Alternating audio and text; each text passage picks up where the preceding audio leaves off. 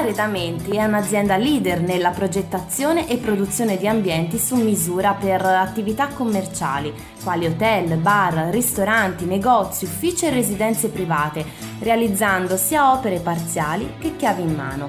Grazie all'esperienza maturata al fianco di grandi committenti internazionali, si propone come partner ideale per imprese e professionisti che operano nel settore del contract. Qualità progettuale, realismo operativo ed efficienza realizzativa. Vi aspettiamo nella sede operativa, zona industriale, via Giovanni Santi 18, Fanano di Gradara.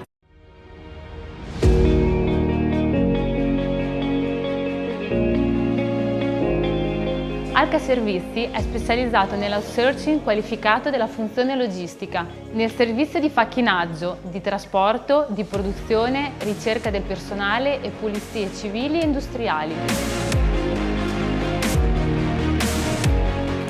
Noi di Alca Servizi offriamo ai nostri clienti gli strumenti per beneficiare di una maggiore flessibilità e una significativa ottimizzazione nella struttura dei costi aziendali. Per maggiori informazioni consulta il sito alcaservizi.com.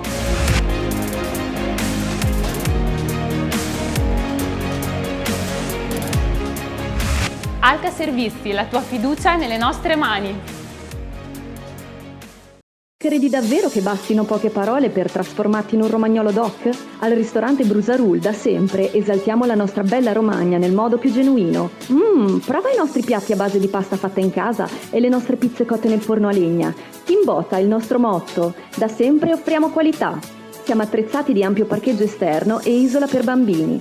Ristorante Brusarul, via Sant'Arcangiolese, Poggio Berni. Info 0541 68 81 80 o brusarul.com. Ciao, sono il dottor Matteo Lazzarini. Vuoi tornare a sorridere in 24 ore? Con gli impianti a carico immediato, se il caso lo permette, potrai tornare a sorridere in un giorno solo. Vieni a trovarci, ti cureremo con le più moderne tecnologie, la TAC 3D, il microscopio ed il laser per la cura della piorrea, lo scanner intraorale per le impronte senza pasta. E allora, non andare all'estero a curarti, scegli i medici italiani, scegli noi, vieni a trovarci. IGF Fornitalia propone una vasta gamma di tutte le misure di macchine alimentari, forni pizza elettrici, impastatrici, stand di pizza, barbecue, griglie in pietra lavica, cuocipiada, mixer tritacarni, affettatrici e sfogliatrici per pasta e pasticceria. Siamo in località Pianacci a Pietracuta di Salleo. Potete consultare i nostri prodotti al sito www.igffornitalia.com o contattarci allo 0541 92 3453. Starter Green dal 2000 è la tua squadra del cuore. Hai fretta? Vuoi risolvere i tuoi problemi con Mount Urboso e non solo? Affrettati ad entrare in campo, entra in azione e scegli i prodotti Starter Green. Starter Green, la cura migliore per garden, vivai, aziende agricole, giardinieri, manutentori, manti erbosi e per le piante fiorite da orto e da giardino. Inoltre, Starter Green vi presenta il nostro prodotto top, Starter Tricco K. E ci trovate anche su internet startergreen.it. A Salleo vi aspettano i prodotti esclusivi del territorio, come le carni e i salumi del Grigione, saporiti, particolari e soprattutto sani. I nostri prodotti non sono industriali, ma arrivano direttamente dalle nostre campagne. I nostri grigioni sono seguiti secondo gli standard biologici, curati con metodi naturali e alimentati con cereali prodotti in azienda, in modo da rendere i prodotti unici e indimenticabili. Di qualità superiore, come i nostri prosciutti etichettati con numero progressivo stampato a fuoco. Il Grigione, perché il Grigione è una scoperta dell'antico. Con noi più sapori sulla tavola. Parola di Giuseppe Gabrielli. Romagna Sport, il primo sito sportivo in Romagna, in tutto.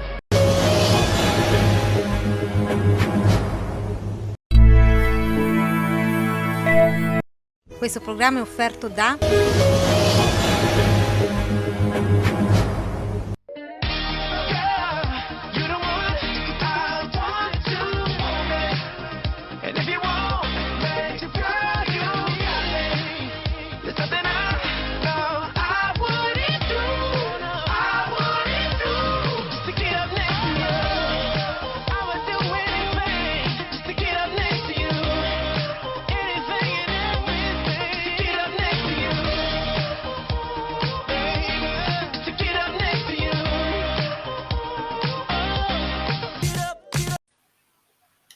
Buonasera Daniele Emanueli e benvenuti alla 32esima puntata in stagione di calcio di rigore. Una puntata importantissima per quanto riguarda il calcio dilettantistico e locale. Analizzeremo nella fattispecie tutti i vari tornei, soprattutto le decisioni che sono arrivate ieri per quanto riguarda la Serie C, quindi ci spostiamo per un attimo nel calcio professionistico per poi per l'appunto sbilanciarsi sul calcio dilettantistico in attesa anche di alcuni comunicati che verranno fuori dopo l'incontro previsto nella giornata di domani, venerdì.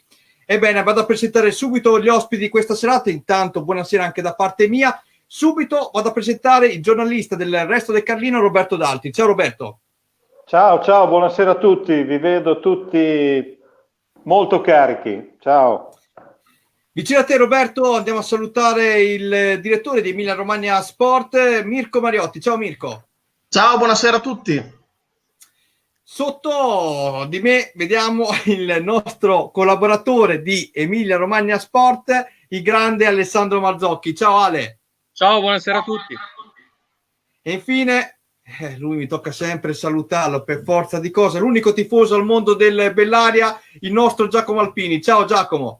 Ciao, buonasera a tutti.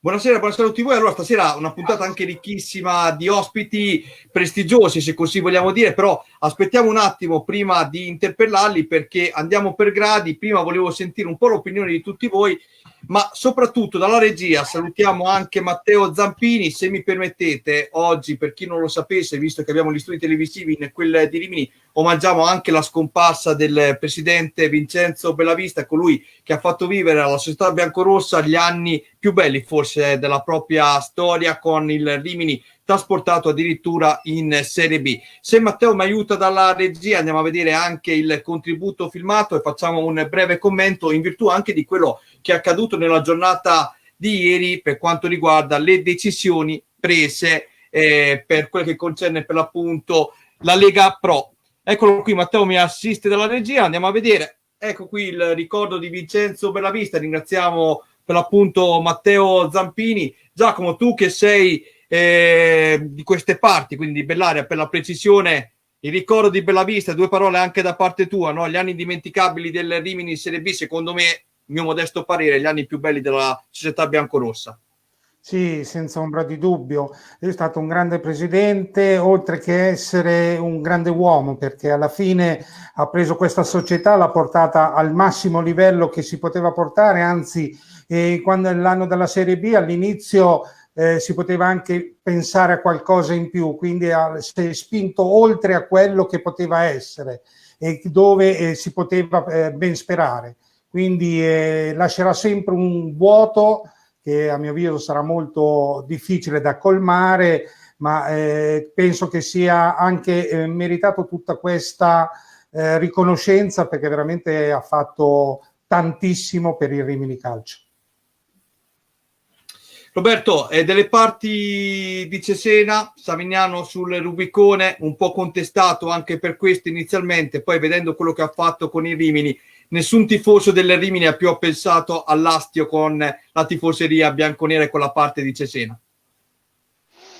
Beh, vorrei vedere, anche perché a parte i risultati sul campo che ha ottenuto il Rimini di Bellavista, non ci dimentichiamo che Bellavista e la Kocif, perché poi lui rappresentava la Kocif, ha portato Rimini, Muslimovic, Floccari, Richiuti, e poi Matri, e poi mi fermo con l'elenco perché sennò sarebbero troppi, quindi credo che contestare Bellavista adesso proprio non sia impossibile, non ce la può fare nessuno, dai. Tanta roba in quegli anni lì, come si dice qui in Romagna, per quanto riguarda la società biancorossa. Ringraziamo anche Matteo dalla regia che puntualmente ci ha proposto questo video. Grazie Matteo, vengo subito su voi. Scusa Daniele, una cosa mi piaceva sottolineare: nelle immagini che abbiamo visto, e bisogna dargliene atto, si vede sempre uno stadio strapieno, quindi l'entusiasmo che aveva creato il presidente Bellavista in quei periodi era anche riconosciuto dal popolo biancorosso, perché alla fine noi abbiamo sempre parlato di un tifoseria del Rimini che in molti casi magari si faceva un po' aspettare. Invece qui vedi veramente stadi pieni, sempre pieni, e alla fine è bello vedere quelle immagini. Eh sì, se tu pensi adesso al rapporto della tifoseria di allora con il calore che c'è adesso, Infatti. ti ritrovi uno stadio pieno in quei tempi, uno stadio assolutamente vuoto in questa stagione. Basti pensare alla data degli abbonati poi. Vuoto e in contestazione, quindi. Bravo. Allora, con Mirko ieri abbiamo fatto subito una diretta, oltre ad aver eseguito una diretta testuale sulla pagina Sport Up Rimini, lui sul sito Romagna Sport. Abbiamo già commentato ieri, Mirko, quello che è successo appunto in diretta.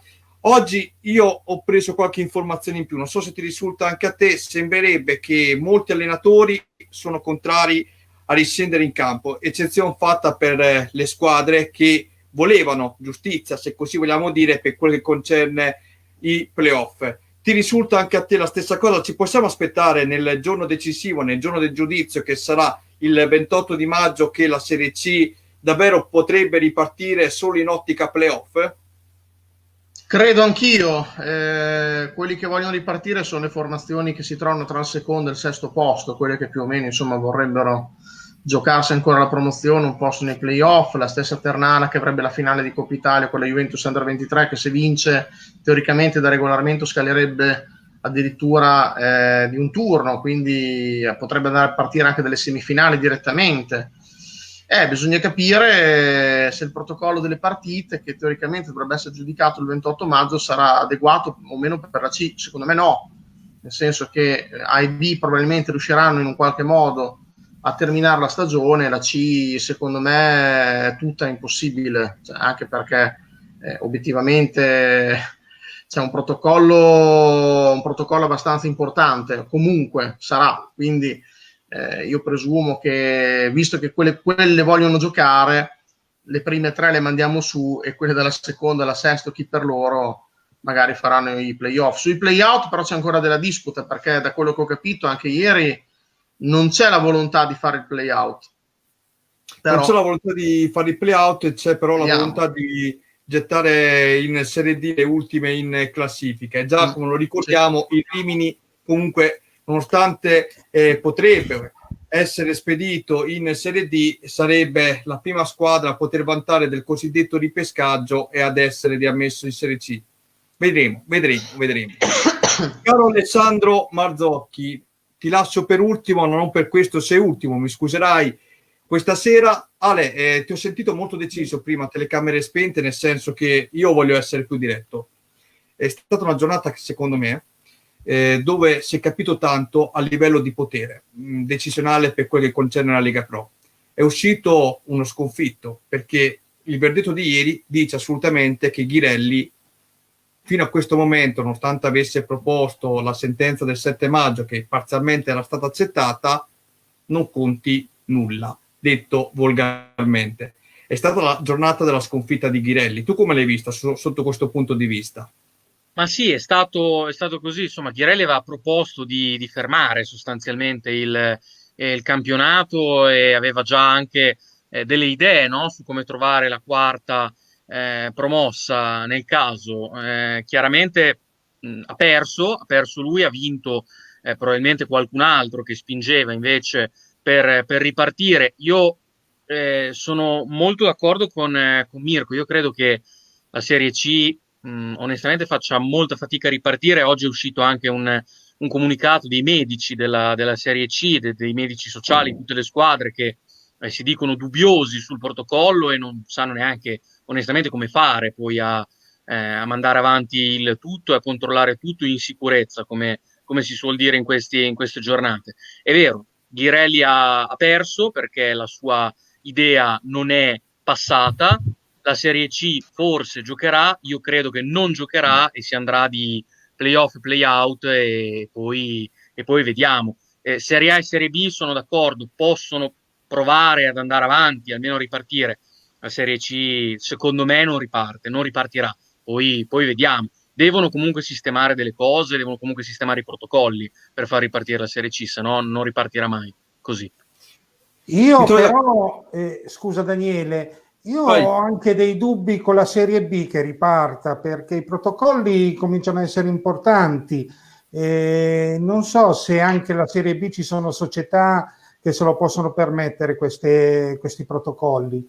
Quindi la A, a mio avviso, ripartirà, anche se, permettetemi, io domenica ho visto la Bundesliga, forse perché era la mancanza di calcio, ma tenuto davanti al televisore, ma lo spettacolo non c'è stato. Io non ho visto quell'agonismo che ci contraddistingue magari quel campionato. Non ho visto un giocatore che è entrato in scivolata, ragazzi, in tutte quelle partite. Quindi mi sembravano delle belle amichevoli che alla fine valevano i 3 punti. Vedremo.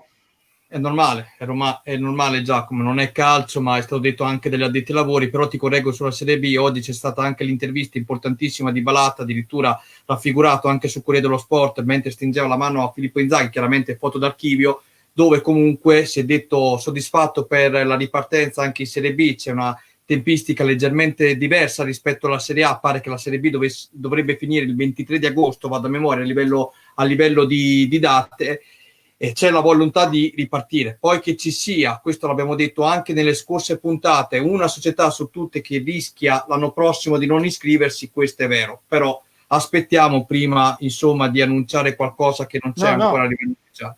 Allora, Riccardo Lacchini, se le squadre di C rimangono un blocco unito come lo sono state nella loro assemblea del 7 maggio e si rifiuterebbero di scendere in campo, il giorno della ripresa anche la Lega si metterebbe con le spalle al muro. Il problema è che non saranno tutte unite, perché l'abbiamo visto subito dopo la sentenza del 7 maggio, ci sono stati Bari, Reggiana, Ternana, soprattutto ricordi che anche la Ternana è in finale di Coppa Italia e quindi vuol dire molto, difficilmente può essere d'accordo con tutte le altre società. Poi chiaramente può vincere la maggioranza, però la vedo dura questa volta. Allora, prima di passare a sentire il primo ospite di questa serata, perché poi tra l'altro so che voi avete delle bombe da darci per quanto riguarda il mondo dilettantistico, Luca Casadei scrive: incredibile, in C ci sono 60 squadre e tra A e B sono 40, di queste in tante non volevano ripartire. I poteri ce l'hanno solo certe persone, le categorie minori contano ben poco. Beh Luca, ti riallacci un attimo a quello che abbiamo detto ieri, parlando con Alessandro Marzocchi prima. Secondo me, dopo la riunione di ieri, il vero sconfitto c'è, che è Ghirelli, presidente della Serie C. Allora, prima di annunciare il primo ospite di questa serata, Mariotti e Marzocchi, nell'ordine. Mariotti, Serie D, oggi so che hai scritto anche un articolo prima su Romagna Sport, ci sono state delle importanti anticipazioni di quello che potrebbe venire fuori domani. Cosa ci puoi dire questa sera qui in diretta? Anticipazione, adesso ovviamente speriamo che poi insomma domani siano quelle. Diciamo che in linea di massima molto di quello che ho scritto dovrebbe succedere. Intanto per quanto riguarda la Serie D dovrebbe salire la prima, quindi ci sarà una promozione per ogni girone. Ecco, la problematica è la retrocessione, perché si parla di retrocedere le ultime 2 e di non fare il blocco. Perché questo? Perché visto che non è stato dato il blocco per Serie A, Serie B e Serie C, anche la D, essendo un campionato nazionale, si deve adeguare. Quindi anche la D dovrà avere delle retrocessioni, per cui in questo caso ne andrebbero giù 2. Io ho letto, mi è sembrato di aver letto addirittura la Gazzetta dello Sport, credo che parlava addirittura di mandarne giù 4 sia in D sia in eccellenza. Non dovrebbe essere così, semplicemente perché onestamente mandar giù delle formazioni che teoricamente erano in zona play-out sarebbe una vigliaccata, detta come va detta, premesso che anche la retrocessione diretta di per sé lo è, però d'altronde la Federcalcio ha potere decisionale, come ho sempre detto, quindi può fare quello che vuole. È brutto da dire, ma è così. In eccellenza salirà sicuramente la prima, dovrebbe salire anche la seconda, perché si parla di un format e la notizia sembra che stia effettivamente circolando da più canali, ovvero di fare 16 gironi da 14 squadre con probabilmente sole 8 promozioni, per cui insomma le seconde dovrebbero salire tutte praticamente dall'eccellenza alla Serie D. C'è il Nibbiano, apro una parentesi, dato che tanto arriverà il messaggio del Nibbiano. Il Nibbiano teoricamente dovrebbe essere la prima ad essere chiamata nel caso che siano finite le seconde, perché ovviamente è capibile. Il Nibbiano l'ultima giornata di campionato non ha potuto giocare per un'ordinanza, giustamente ha le sue ragioni, perché il Colorno ha giocato e migliorato il suo coefficiente punti, il Nibbiano non ha potuto giocare col Borgo San Donino per poter mantenere il secondo posto, e visto che l'unica circostanza dove tra seconda e terza c'è una discriminante, il Nibbiano, anche per quello che ha investito, una società anche importante che ha speso molto in questi anni, probabilmente potrebbe essere una di quelle che verrà chiamata in caso di riempimento dell'organico. Poi bisognerà capire anche dalla C cosa succede, perché io ho sempre paura del sovranumero, perché quelli purtroppo temo che ci saranno anche in questa stagione. E in eccellenza bisognerà capire più che altro sulle retrocessioni, perché lì un punto interrogativo, potrebbero mandare giù le ultime due, come bloccare, lì è un dubbio. Mentre invece pare che dalla promozione alla terza categoria congelino tutto, e però automaticamente, visto il format pesante che verrà fatto, la prima, forse anche la seconda per girone saliranno di categoria e le retrocessioni non ci saranno. Alla fine poi tutto sommato questo servirebbe soprattutto ma parliamo a livello nazionale, adesso non guardiamo solo a casa nostra, perché a livello nazionale ci sono dei gironi mollati lì con delle giornate, con delle partite da recuperare, ci sono dei gironi zoppi dove ci sono delle squadre seconde in classifica o terze che hanno un coefficiente più alto della squadra prima in classifica, semplicemente perché hanno riposato e quella prima davanti no. Ci sono tante discriminanti, per evitare 1000 ricorsi si cercherà di un po', diciamo, si andrà un po' tra luce e vino in questa situazione qua, verranno probabilmente agevolate quelle squadre un po' penalizzate da questa situazione, con le retrocesse che rimarranno nella loro categoria se lo vorranno, perché probabilmente ci sarà la possibilità anche di autoretrocedersi, probabilmente anche dalla via d'eccellenza, che teoricamente non si potrebbe fare, ma il prossimo anno potrebbero chiudere un occhio. Parleranno dei fuori quota, lì c'è un bel dubbio. E poi si parla che delle visite mediche, perché pare che ci sarà una visita medica che dovrebbe durare una validità di 6 mesi con tampone compreso, a quanto pare. Quindi diciamo che da quel punto di vista lì, ricordando anche una cosa importante, che la stagione finirà il 30 giugno e non il 31 agosto come i professionisti, si dà così anche tempo ai dilettanti di prepararsi, anche le federazioni di prepararsi, esatto. Perché ovviamente ci saranno delle proroghe, delle deroghe sicuramente, perché è inevitabile, però attenzione, ci si potrà allenare solo dal 1 settembre. Pare. Sì, confermo quello che hai detto, dal 1 settembre. Marzocchi, non sei morto, vero? Perché parlava di visite mediche, Mariotti... No, però posso consigliare a Mariotti un bicchiere d'acqua, perché credo ci sia seccata la bocca. Credo. Io devo annunciare, ce l'abbiamo già in linea, Mattia Gori. Alessandro Marzocchi, ci pensi tu a fare un riepilogo a lui? Perché c'è il rischio che svenga anche Mattia in diretta. Sì, che non ha capito. Guarda, se riesco a farlo, perché ho smesso di ascoltare Mariotti dopo il primo minuto, però credo che fondamentalmente... Premesso che Alessandro sapeva più o meno quello che gli ho detto, quindi... Sì, allora intanto lo accogliamo e poi... Né promozioni e non ci sono retrocessioni, quindi vuol dire che la prima in classifica teoricamente non va su. In realtà poi sappiamo benissimo che ci saranno delle squadre ripescate, quindi le prime di ogni categoria andranno comunque su, ma non ci saranno retrocessioni. Questo per approfondire un secondo il soliloquio che ha fatto Mirko Mariotti. Vedo che abbiamo il primo ospite, Daniele. Sì, è arrivato finalmente tra noi l'allenatore della Fonsile, Mattia Gori. Ciao Mattia. Buonasera. Ciao Mattia. Senti, Mattia, dimmi se ci senti, ti vediamo. Buonasera a tutti. Perfetto. Vi sento molto male, vi sento. Proviamo ad avvicinarci. Mattia, dimmi se mi senti adesso. Mi senti? Mattia, segnali di fumo. Mattia, ci senti? Mattia, ci senti? Non ci senti? Facciamo una cosa, Mattia. Sì, noi ti sentiamo. Noi ti sentiamo benissimo. Noi ti sentiamo, ma tu non senti noi. Ok, proviamo... io mi sento male, però è lo stesso. Prova a capire quello che mi chiedete. Allora, innanzitutto come stai? Si è fermato subito. Bene, tutto bene, grazie. Diciamo bene, finché si sta bene in questo periodo, quella è la cosa più importante.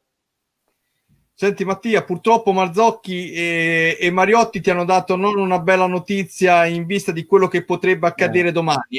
Come la mettiamo? Speriamo che ti sentiamo, perché sennò non sappiamo più come fare. Ma Ecco. Noi ovviamente... Mi sentite? Sì. Noi ovviamente, come tutti, siamo in attesa di quello che succederà domani. Noi viviamo una situazione un po' particolare perché non siamo mai stati penultimi, siccome sento che l'ipotesi di mandare giù le ultime due sia la più probabile.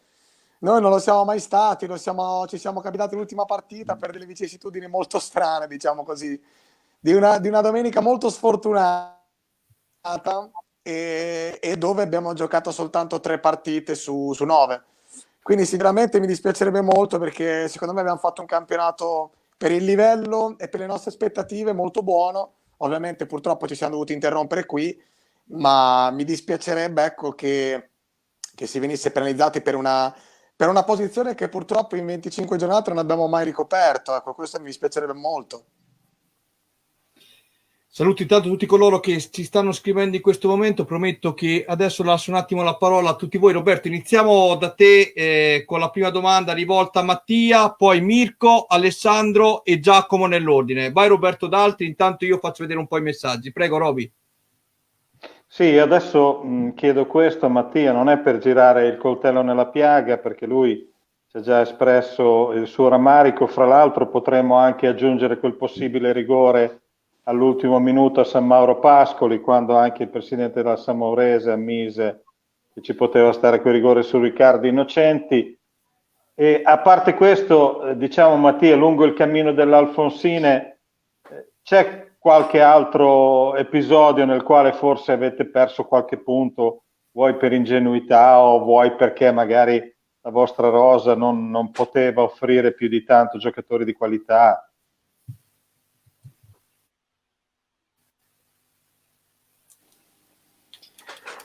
Ma guarda, sì, fai riferimento a un episodio che sicuramente a noi avrebbe fatto la differenza.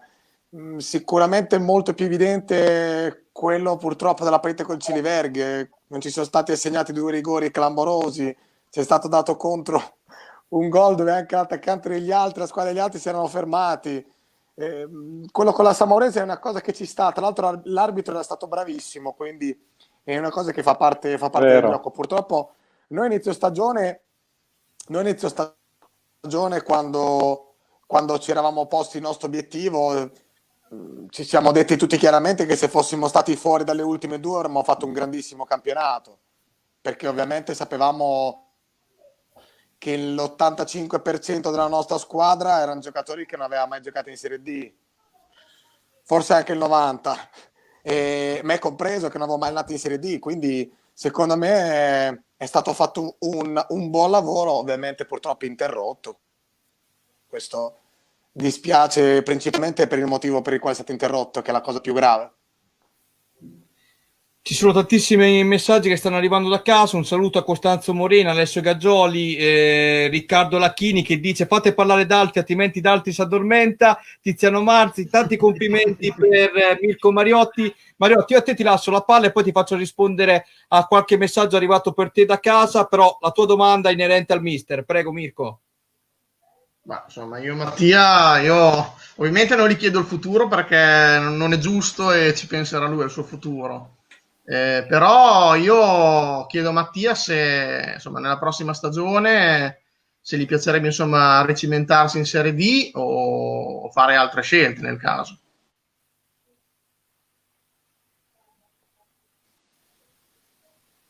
Mirko, mi ripeti la domanda? Ho sentito soltanto del mio futuro e poi non ho più sentito che cosa mi hai chiesto, scusa. Provo a parlare più forte. Mi piacerebbe sapere da te se ti piacerebbe nella prossima stagione non ho più sentito. Ricimentarti comunque in Serie D o eventualmente se dovessi scegliere un'altra situazione scegliere magari il progetto che potrebbe essere anche un'altra categoria, un'altra cosa.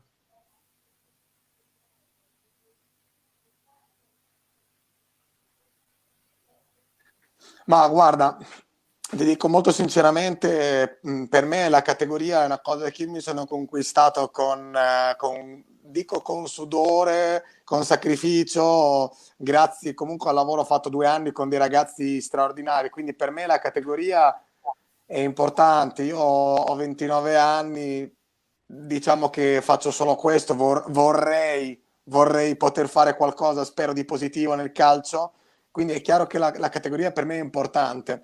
Oltre alla categoria c'è la prospettiva di una società, la prospettiva di una serietà o di un percorso che si vuole intraprendere. È chiaro che per me la priorità adesso sarebbe quella di rimanere in Serie D, perché sinceramente penso che sul campo me la sono conquistata, non ho avuto la possibilità di finirla, mi piacerebbe avere un'altra possibilità. Questo non voglio dire che io la debba avere per forza, ci mancherebbe. In queste settimane valuterò quelle che sono, spero, diciamo, le proposte e poi deciderò serenamente quello che credo possa essere meglio per il mio futuro. È chiaro che tutti gli altri anni, questi 3 anni, ho scelto di rimanere a Alfonsine perché dietro c'era una scelta ponderata che secondo me mi avrebbe permesso di crescere, e quest'anno la scelta potrebbe essere diversa. Marzocchi. Ma io in riferimento a quanto detto prima dal mister, che diceva, in riferimento a quanto detto prima da te, mister, dicevi che hai lavorato con un gruppo al 90% che non aveva fatto la Serie D. Quali sono state le difficoltà? Qual è stato il tuo lavoro in questi mesi?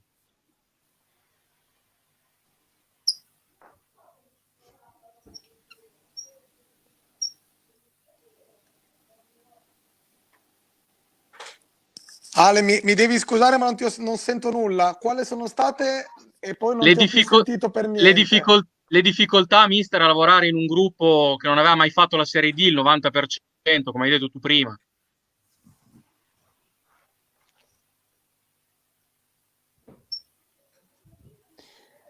Ma guarda, allora, premesso che il campionato di eccellenza e il campionato di Serie D sono due campionati completamente diversi. Io dicevo, scherzando con alcuni ragazzi che erano quelli che, diciamo, sono rimasti con me dall'eccellenza. In eccellenza, se sei organizzato e, diciamo, atleticamente stai bene e sei organizzato, puoi vincere le partite. In Serie D, se atleticamente stai benissimo e sei organizzato, puoi non perdere o non prendere delle imbarcate, perché è un campionato con delle difficoltà per una squadra come la nostra enormi rispetto magari ad alcune compagini che vanno nel nostro girone. E detto questo, col tempo, con le partite, con magari anche punti persi, penso che per esempio mi viene in mente a Sasso Marconi abbiamo perso 1-0 al 93esimo in contropiede, una squadra che fa 0-0 fuori casa, che si deve salvare, non può prendere gol in contropiede al 93esimo, ma con tutti questi, diciamo, errori di gioventù. Noi giocavamo con 5-6 under, questo poi porta ad acquisire un bagaglio di esperienza che nelle ultime partite, fatto nel ritorno, abbiamo fatto molto meglio rispetto alle prime partite dell'andata, anche dovuto al fatto che sono riusciti a crescere tutti i giovani che avevamo nella nostra rosa. I giovani e anche i vecchi che magari in questa categoria qui non avevano avuto esperienza. Alpini. Intanto saluto Mattia, ciao Mattia, che prima probabilmente non avevi sentito i nostri saluti. Io mi allaccio, ecco, il messaggio che si sta leggendo qui adesso di Luca Platti. Radio Mercato ti dice che sei molto vicino a Russi in Serie D, logicamente, oppure anche altre squadre come il Mezzolara o il Forlì. Io so che, come hai detto prima, ci tieni molto a mantenere la categoria.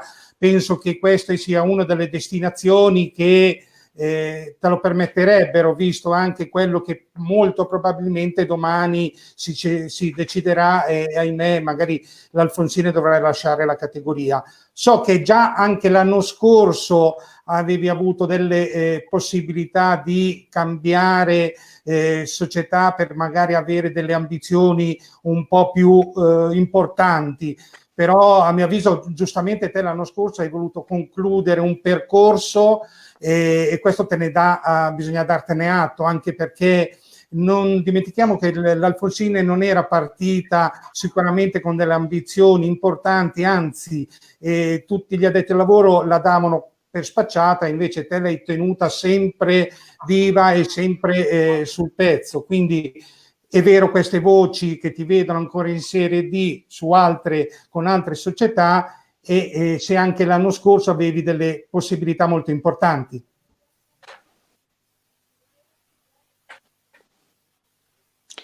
Ma guarda, ti dico, adesso le voci sono un po' un tam-tam su tanti allenatori, ti dico che magari fossero vere le voci che ho letto, mi farebbe piacere se fossero vere, ma al ma la momento prima... non lo sono.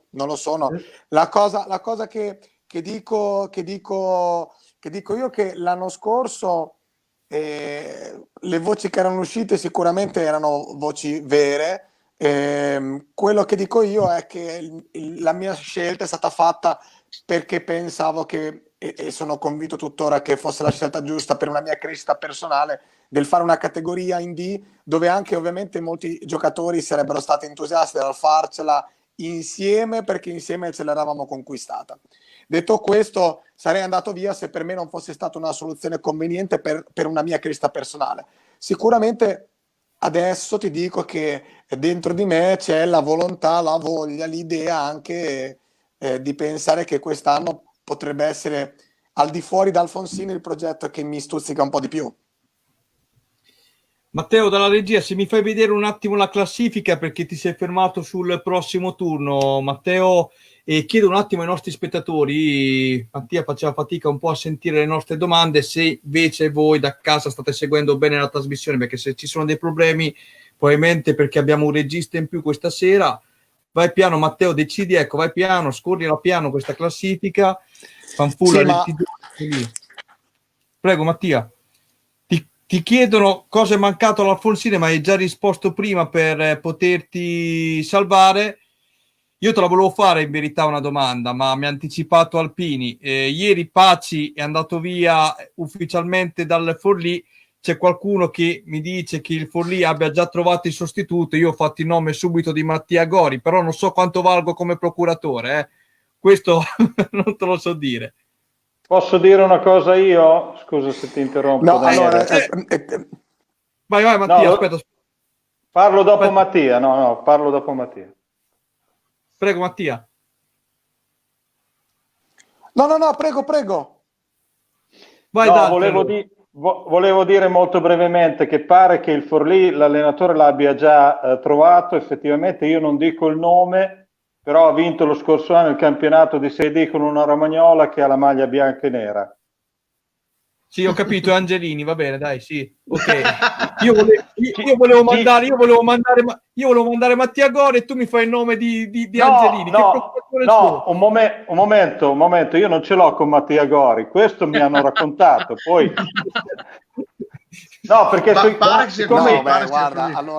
siccome io a volte vado ad Alfonsine, se poi incontro Mattia, lui... Io ti dico che non ho... Cioè, rispondo sia al discorso della salvezza sia a questa cosa qua.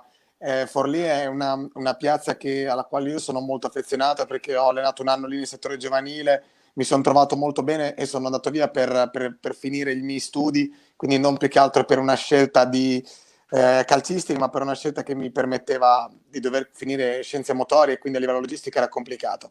Ho letto anch'io del discorso di Beppe Angelini, quindi credo che la cosa, non so, io non sono informato, quindi non so le valutazioni che la dirigenza del Forlì ha fatto in questi giorni o che farà. Per quanto riguarda la salvezza, secondo me è stato principalmente dovuto alla crescita di tutti i nostri giovani. Noi, a parte purtroppo l'ultimo turno, avevamo comunque un campionato sulla carta abbastanza agevole, perché ci vedeva ancora dover fare tanti scontri diretti in casa. Esatto. E soprattutto nelle ultime 3-4 giornate incontravamo tutte squadre che erano diciamo senza obiettivi.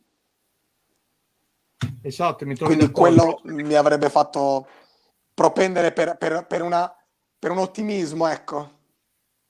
Allora, andiamo a vedere che sono arrivati anche parecchi messaggi da casa. Ok, Matteo ha tolto la classifica. Costanzo Morena, io credo che calcio con dei programmi e progetti a 3 anni con dei risultati eccezionali, il primo anno finale playoff, secondo anno campionato vinto con 5 domeniche d'anticipo ed una coppa predieri vinta, terzo anno, e cioè questo, un campionato sempre in testa, la chiusura per Covid-19 con 10 punti di vantaggio e in più con delle semifinali da giocare in Coppa Emilia. Non me ne vogliono gli altri, ma credo che la promozione sarebbe giusto merito ad una società che ha nel settore puntini, poi il messaggio non riesco più a leggere, probabilmente è qualcosa che avevamo detto noi prima. Antonio Salomone, lo salutiamo, il Bomber, un abbraccio a tutti gli ospiti, complimenti per la trasmissione, un saluto al mister. Ciao Bomber, guarda, non ci fare troppi complimenti perché altrimenti Alpini ti prende per ribellare l'anno prossimo, Antonio, te lo dico io. No, però questo è un messaggio che significa molto, vero mister? Se non sarebbe male allenare un giocatore come Re Salomone. Di nuovo. La malizia. Guarda, ti dico una cosa. Io Antonio l'ho allenato soltanto un anno e ti dico che farei la firma per allenarlo altri 10. Ti dico questa cosa qua. Bene, ma poi come dice sempre lui il prossimo anno punta alla vittoria, quindi preparati, mister. Come? Lui punta sempre in alto alla vittoria, quindi se nel caso dovessi andare a allenarlo, preparati a fare un campionato di vertice.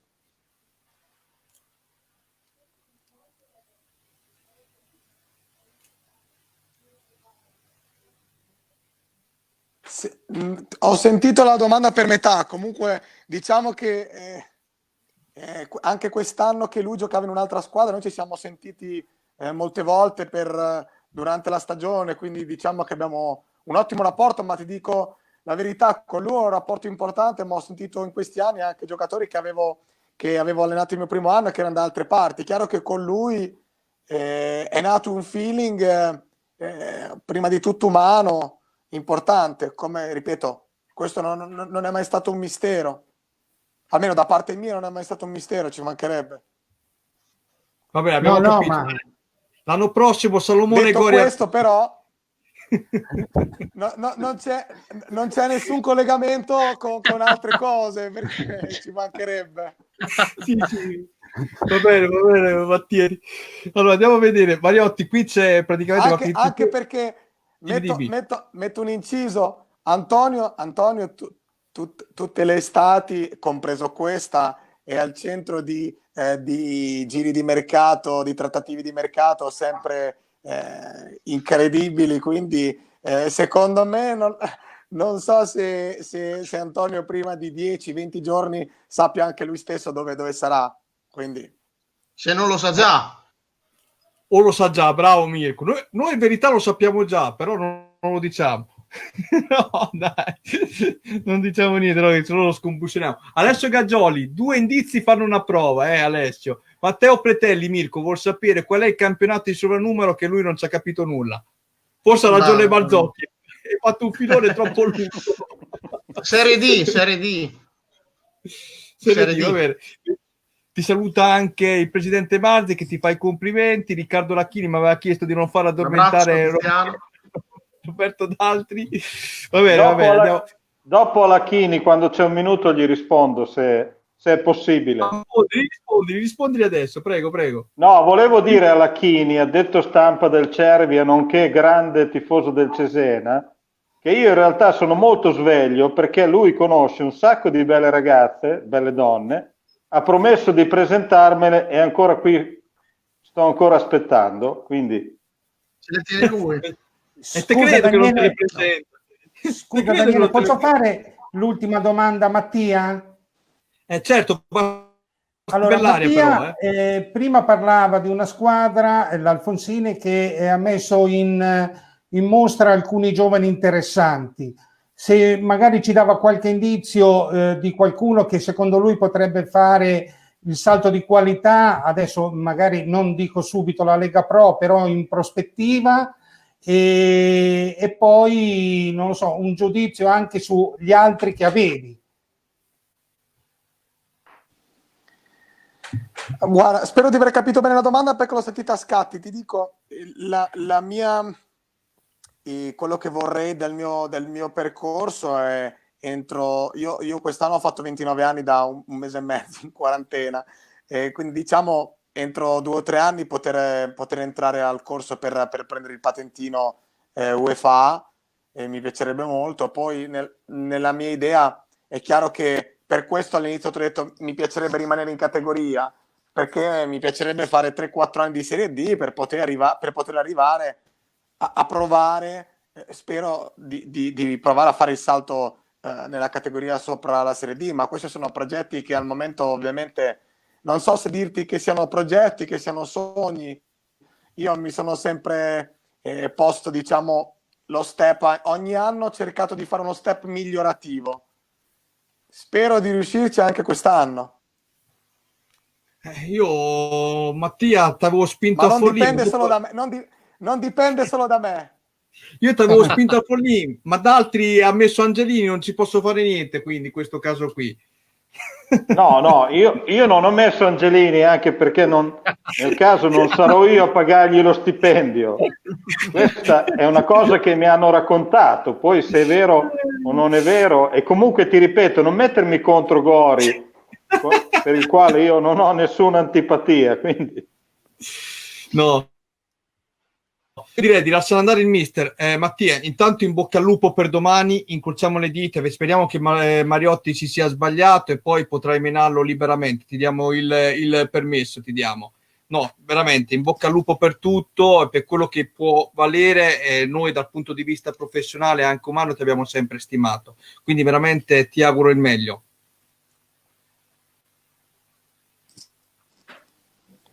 Grazie mille, veramente, grazie di tutto e spero di potervi vedere presto di persona. Grazie tante per l'invito e buona serata. Ci vediamo al caffeino, mister. Grazie a tutti. Ciao, mister. Ci vediamo al caffeino se va lì. Ciao, mister. Ok, allora salutiamo il mister, ok. Luca Casadei, Ventura, a mio parere, è un giovane interessante. Sì, Matteo Pretelli, piede andare a chiamare il mister del Campobasso Cudini. Matteo, dalla regia, se ci dovessero essere ancora dei problemi di scatti con gli ospiti, ti pregherei di uscire dalla regia. Adesso proviamo con Cudini quando lo chiamiamo. Vediamo come ci sente. In tal caso, stiamo sperimentando stasera anche la nuova regia. Magari ti chiedo di uscire dal programmino. Allora, Matteo Pretelli, Mirko, mi chiedevo un approfondimento sulla divisione dei gironi da parte tua, di Serie D. Penso che sia abbastanza semplice, nel senso che ci saranno le retrocesse della Serie C, le squadre che comunque faranno parte della D, bisognerà vedere poi anche, tra l'altro oggi è uscita la notizia di una fusione già certa tra Cinzia ed Albalonga, la squadra credo si chiami Cinzia e Albalonga, hanno unito i due nomi. Ho letto. È una cosa ufficiale. E ci saranno tutte le promosse di eccellenza, le prime, le seconde, e poi riempiranno l'organico. Penso che sia abbastanza semplice e faranno dei gironi molto territoriali, cioè le società devono girare meno il prossimo anno. Poi in virtù poi del fatto che poi la prossima stagione ci sarà una riforma che bisognerà capire quanti gironi porterà in Serie D, perché non lo sappiamo. Non sappiamo ancora la C e la D come saranno distribuite, e quello sarà il problema più importante che scopriremo in estate. Allora, intanto Matteo sempre ci scrive qual è la squadra di Serie B in difficoltà. Diciamo che è una squadra allo stesso tempo in difficoltà anche a livello di classifica. Per quanto riguarda invece la Serie C, eravamo stati già chiari ieri anche durante la diretta, ci sono delle squadre che adesso sono in difficoltà. Il Catania la conoscete tutti, la storia, vediamo oggi sembrerebbe che in città ci sia una cordata pronta ad entrare, ma non è detto che la trattativa possa finalizzarsi nel migliore dei modi. A San Benedetto Fedeli sta pensando di cedere alla società, punto interrogativo, perché comunque Fedeli è anche un personaggio, un presidente particolare. E infine c'è la situazione dei Rieti, che già conoscete tutti, insomma, penalizzato, già l'unica squadra di Serie C in difficoltà, quindi vedremo appunto se riusciranno o meno. Allora andiamo a sentire anche il tecnico del Campobasso che... Scusa Daniele, vai.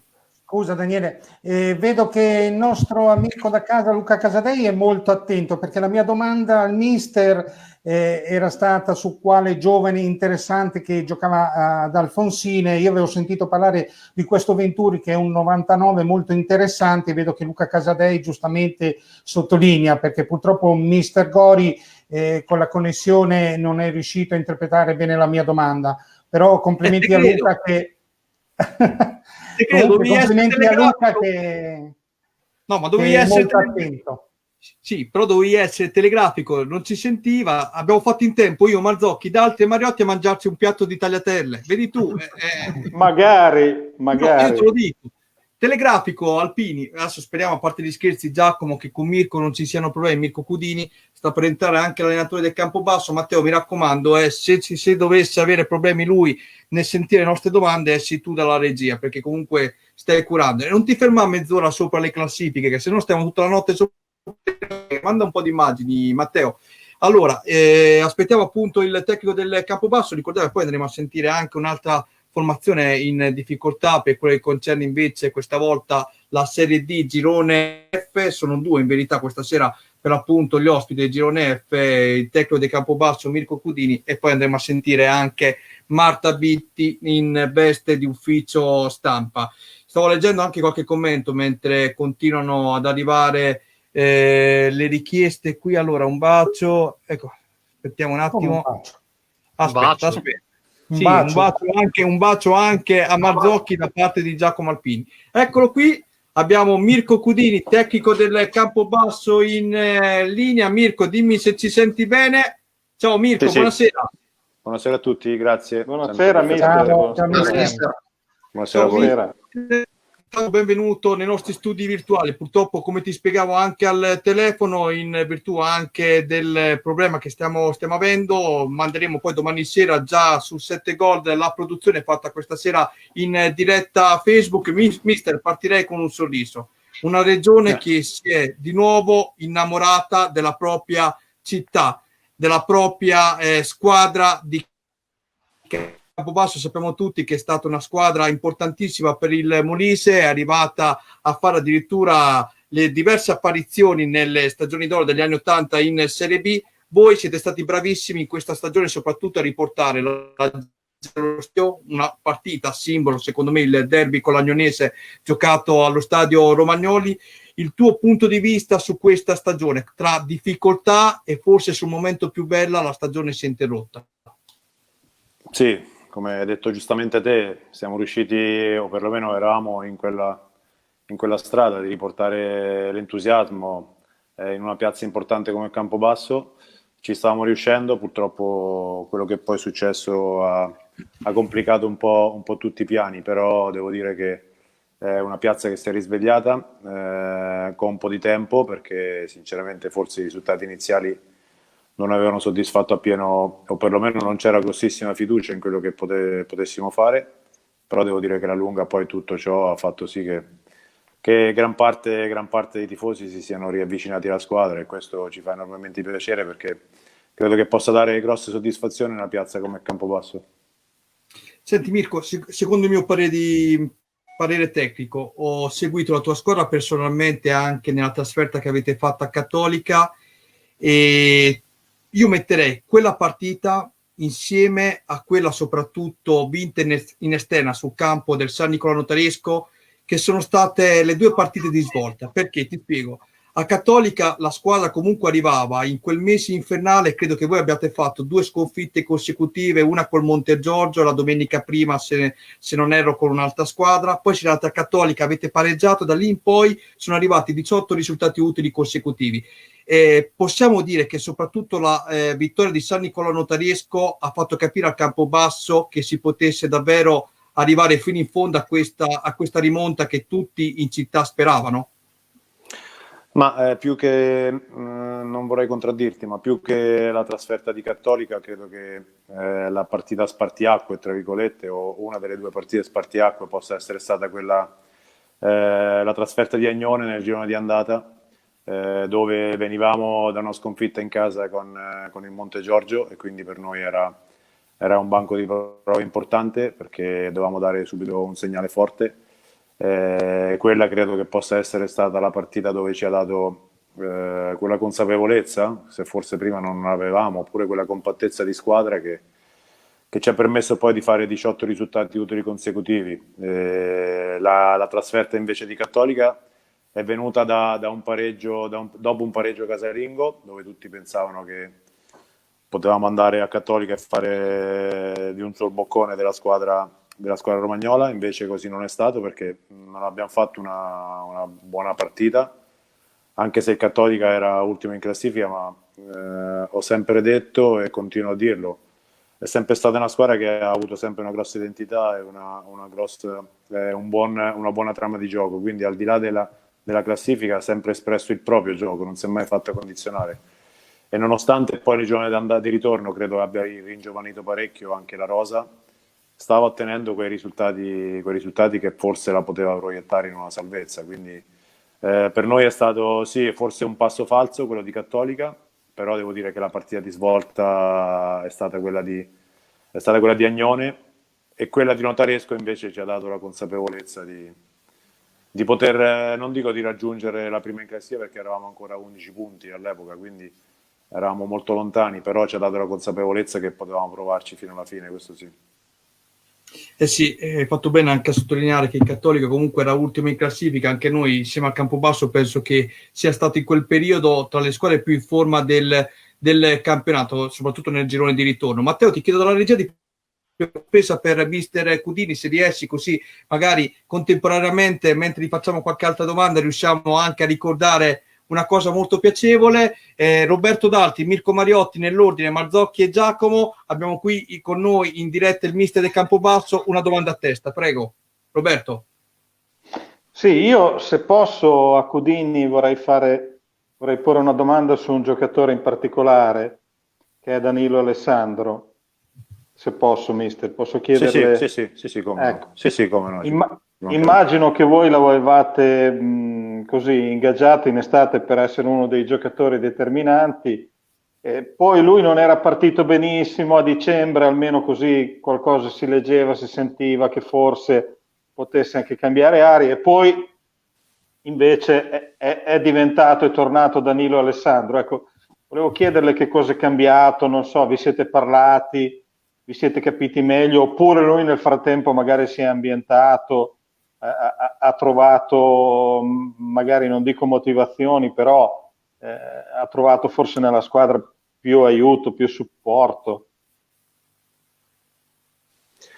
Ma allora, riguardo di Danilo, è arrivato quest'estate, non l'abbiamo preso perché per noi lo reputavamo all'epoca un giocatore importante, quindi l'abbiamo preso per fare tra virgolette lo spartiacque tra una certa classifica, un certo rendimento e un altro. Quindi all'inizio ha avuto dei problemi perché ha passato un'estate complicata a causa di un morbillo, se non sbaglio, quindi si è presentato in ritiro non in perfette condizioni. Ci abbiamo messo un po' di tempo per rimetterlo in sesto. Tutto ciò non è stato aiutato dai compagni, dai risultati. Tutti si aspettavano che potesse fare sin dall'inizio magari quella differenza, invece che voi per una condizione fisica, voi ancora per un ambientamento non ideale, non c'è stato. Però devo dire che in Danilo ho sempre trovato grossa professionalità. Chiarimenti non ce ne sono stati al di là di questo. Sicuramente tutto il gruppo, e quindi compreso anche Danilo, perché è un tassello importante all'interno del nostro spogliatoio, si sono resi conto che bisognava fare qualcosina in più. Il nome Campobasso non bastava per poter fare un certo tipo di campionato, quindi questo credo che sia stato il modo di cambiare anche in corsa quello che è stato il rendimento di Danilo. Poi tutto il resto, la condizione fisica e via dicendo, la fiducia che ha preso, ha fatto sì che stava diventando un giocatore importante che stava spostando gli equilibri per quanto ci riguarda, quindi era quel Danilo Alessandro che noi ci aspettavamo sin dall'inizio, che come ho detto per tante vicissitudini forse non è riuscito a dare quello che ci aspettavamo, ma sono molto contento di quello che se ne dicono molte su Danilo, no? Spesso volentieri, che ha un carattere difficile, che è un giocatore difficile da gestire. Io devo dire che mi sono trovato bene con lui, siamo stati chiari quando poi si scontrano forse due caratteri chiari, limpidi e corretti, credo che alla fine non possa che venire fuori un buon rapporto, e quindi di questo sono molto contento. Mirko? No, io invece volevo chiedere a Mister Cudini, insomma, volevo chiedere intanto, sapendo che inizio stagione comunque eravate tra le papabili, insomma, per lottare per la vittoria finale, però volevo capire, anche perché è anche un anno particolare a Campobasso, perché ricordiamo che c'è il centenario, quindi è un anno molto importante. Sì. Volevo capire più che altro le difficoltà che ci sono state all'inizio, perché effettivamente avete fatto fatica un po' a ingranare. Il problema qual è stato effettivamente? Ma allora, noi innanzitutto partiamo da un dato importante, abbiamo cambiato, parlando della squadra base, tra virgolette, 10 undicesimi della squadra, quindi abbiamo tenuto Riccardo Musetti e Edoardo La Barba come giocatori della scorsa stagione, quindi il resto abbiamo cambiato tutto, e quando cambi molto all'inizio non è sempre facile ma ritrovare la giusta quadra della situazione, no? A volte bisogna essere anche fortunati in questo, no? Sia l'allenatore che la squadra che la società, quella fortuna di quel pizzico di risultati a favore che ti aiuta magari a completare il tutto. Noi in questo purtroppo non siamo stati fortunati, non perché non abbiamo offerto prestazioni secondo me all'altezza della situazione, ma a volte non eravamo ancora così pronti per poter affrontare un campionato di vertice, ecco.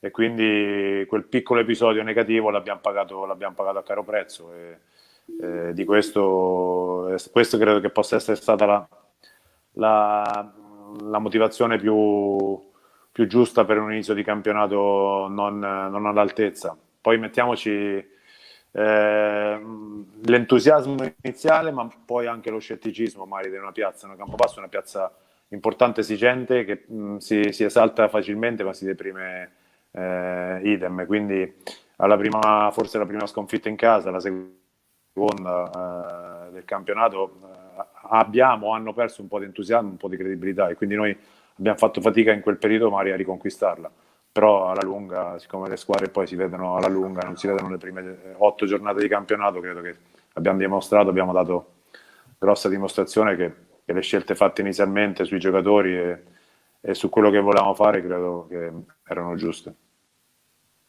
Allora andiamo invece a sentire adesso Alessandro Marzocchi. Ale, prego. Ma guarda, riferendomi anche a quello che stavi dicendo adesso, mister, io vorrei che ci parlassi un attimo anche dell'ambiente di Campobasso, insomma, e due parole anche su questo girone F che comunque sembra molto competitivo e complicato, come sempre. Sì, il girone F, come hai detto te, è sempre abbastanza equilibrato. Quest'anno perlomeno non c'era un ammazza campionato come, tra virgolette, poteva essere il Cesena dello scorso anno, quindi è stato un campionato abbastanza aperto. Poi dal nulla magari è venuta fuori una squadra come il Notaresco che sembrava imbattibile, no? Fino a forse metà girone di ritorno, quindi aver fatto un percorso netto incredibile. Però devo dire che è sempre stato equilibrato, soprattutto nella zona alta quest'anno, che le 4-5 realtà hanno sempre dato bagarre fino alla fine. Quindi la fattispecie dei 3 punti che c'erano dalla prima alla seconda, dai 5 punti alla terza e via dicendo, ha fatto sì che potesse essere un campionato aperto fino alla fine. Quindi, per quanto riguarda la piazza di Campobasso, come ho detto, è una piazza esigente, una piazza che ha voglia di venire fuori da queste sabbie mobili, che, tra virgolette, della Serie D. Ha una società, una proprietà importante in questo momento che ha grosso entusiasmo, grossa programmazione per quanto riguarda il futuro, quindi credo che Campobasso sia sulla buona strada per poter affrontare un certo tipo di discorso. Noi ce lo auguravamo di farlo magari sul campo con dei risultati, però in questo momento ce lo auguriamo di poterlo fare con un percorso diverso, e quindi di poter raggiungere quelle che sono il professionismo oppure semiprofessionismo, come si parla in questo momento, che credo che sia meritato anche. Giacomo Alpini. Bene, visto che ormai abbiamo toccato quasi tutti gli argomenti che stavo pensando di chiedere al mister, però ne rimane uno e mezzo. Il primo è, visto che in parte ha già detto che Società Campobasso, società molto ambiziosa, il prossimo anno, adesso dobbiamo attendere logicamente l'ufficialità delle decisioni per un eventuale passaggio in Lega Pro, però cosa si aspetta, che investimenti si aspetti il prossimo anno per affrontare eventualmente una categoria superiore? E poi forse prima è passato inosservato, ma qui siamo molti milanisti, quel tuffacuore che ci hai dato, dato mi sembra nel 2015 era la prima di campionato, no. Non era 2004? 2005, scusa, sì, no, pardon, ho sbagliato io. Quel gol lì era meglio meglio segnarlo all'Inter, mister. Che tra l'altro, Mirko può confermare, io ero in tribuna quel giorno lì, il campo sembrava una piscina, pioveva a dirotto e non so come abbiano fatto loro a giocare quella partita, mister? Sì, intanto grazie delle immagini che avete mandato in onda, rivederle fa sempre piacere, quindi sì, è stata una partita un po' particolare per tanti aspetti, no? Il campo che era quasi impraticabile, noi neopromossi incontravamo la squadra, una delle squadre più forti d'Europa in quel momento, quindi tante piccole coincidenze che portava forse a dire che non c'era partita, invece le condizioni del campo hanno influito molto, il nostro modo di giocare idem, e forse il Milan non si aspettava di trovare un Ascoli così pronto, così preparato. Sicuramente però ecco, la differenza il campo l'ha fatta. Mi dispiace per i milanisti di aver dato un dispiacere, però per quanto mi riguarda è stata grandissima immagino ma meritato. C'è da dire, Giacomo, che il mister non lo dice, ma loro quell'anno fecero un campionato straordinario. Mi pare, mister, che avevate in avanti Quagliarella, in porta Coppola, vi siete salvati quella stagione lì, poi dopo siete retrocessi l'anno dopo. Poi hanno fatto 2 anni di fila in Serie A, quell'anno appunto dove segnò Mirko la prima giornata e l'Ascoli fece una signora stagione. Mi ricordo anche una vittoria in casa con la Roma, 3-2, mi ricordo.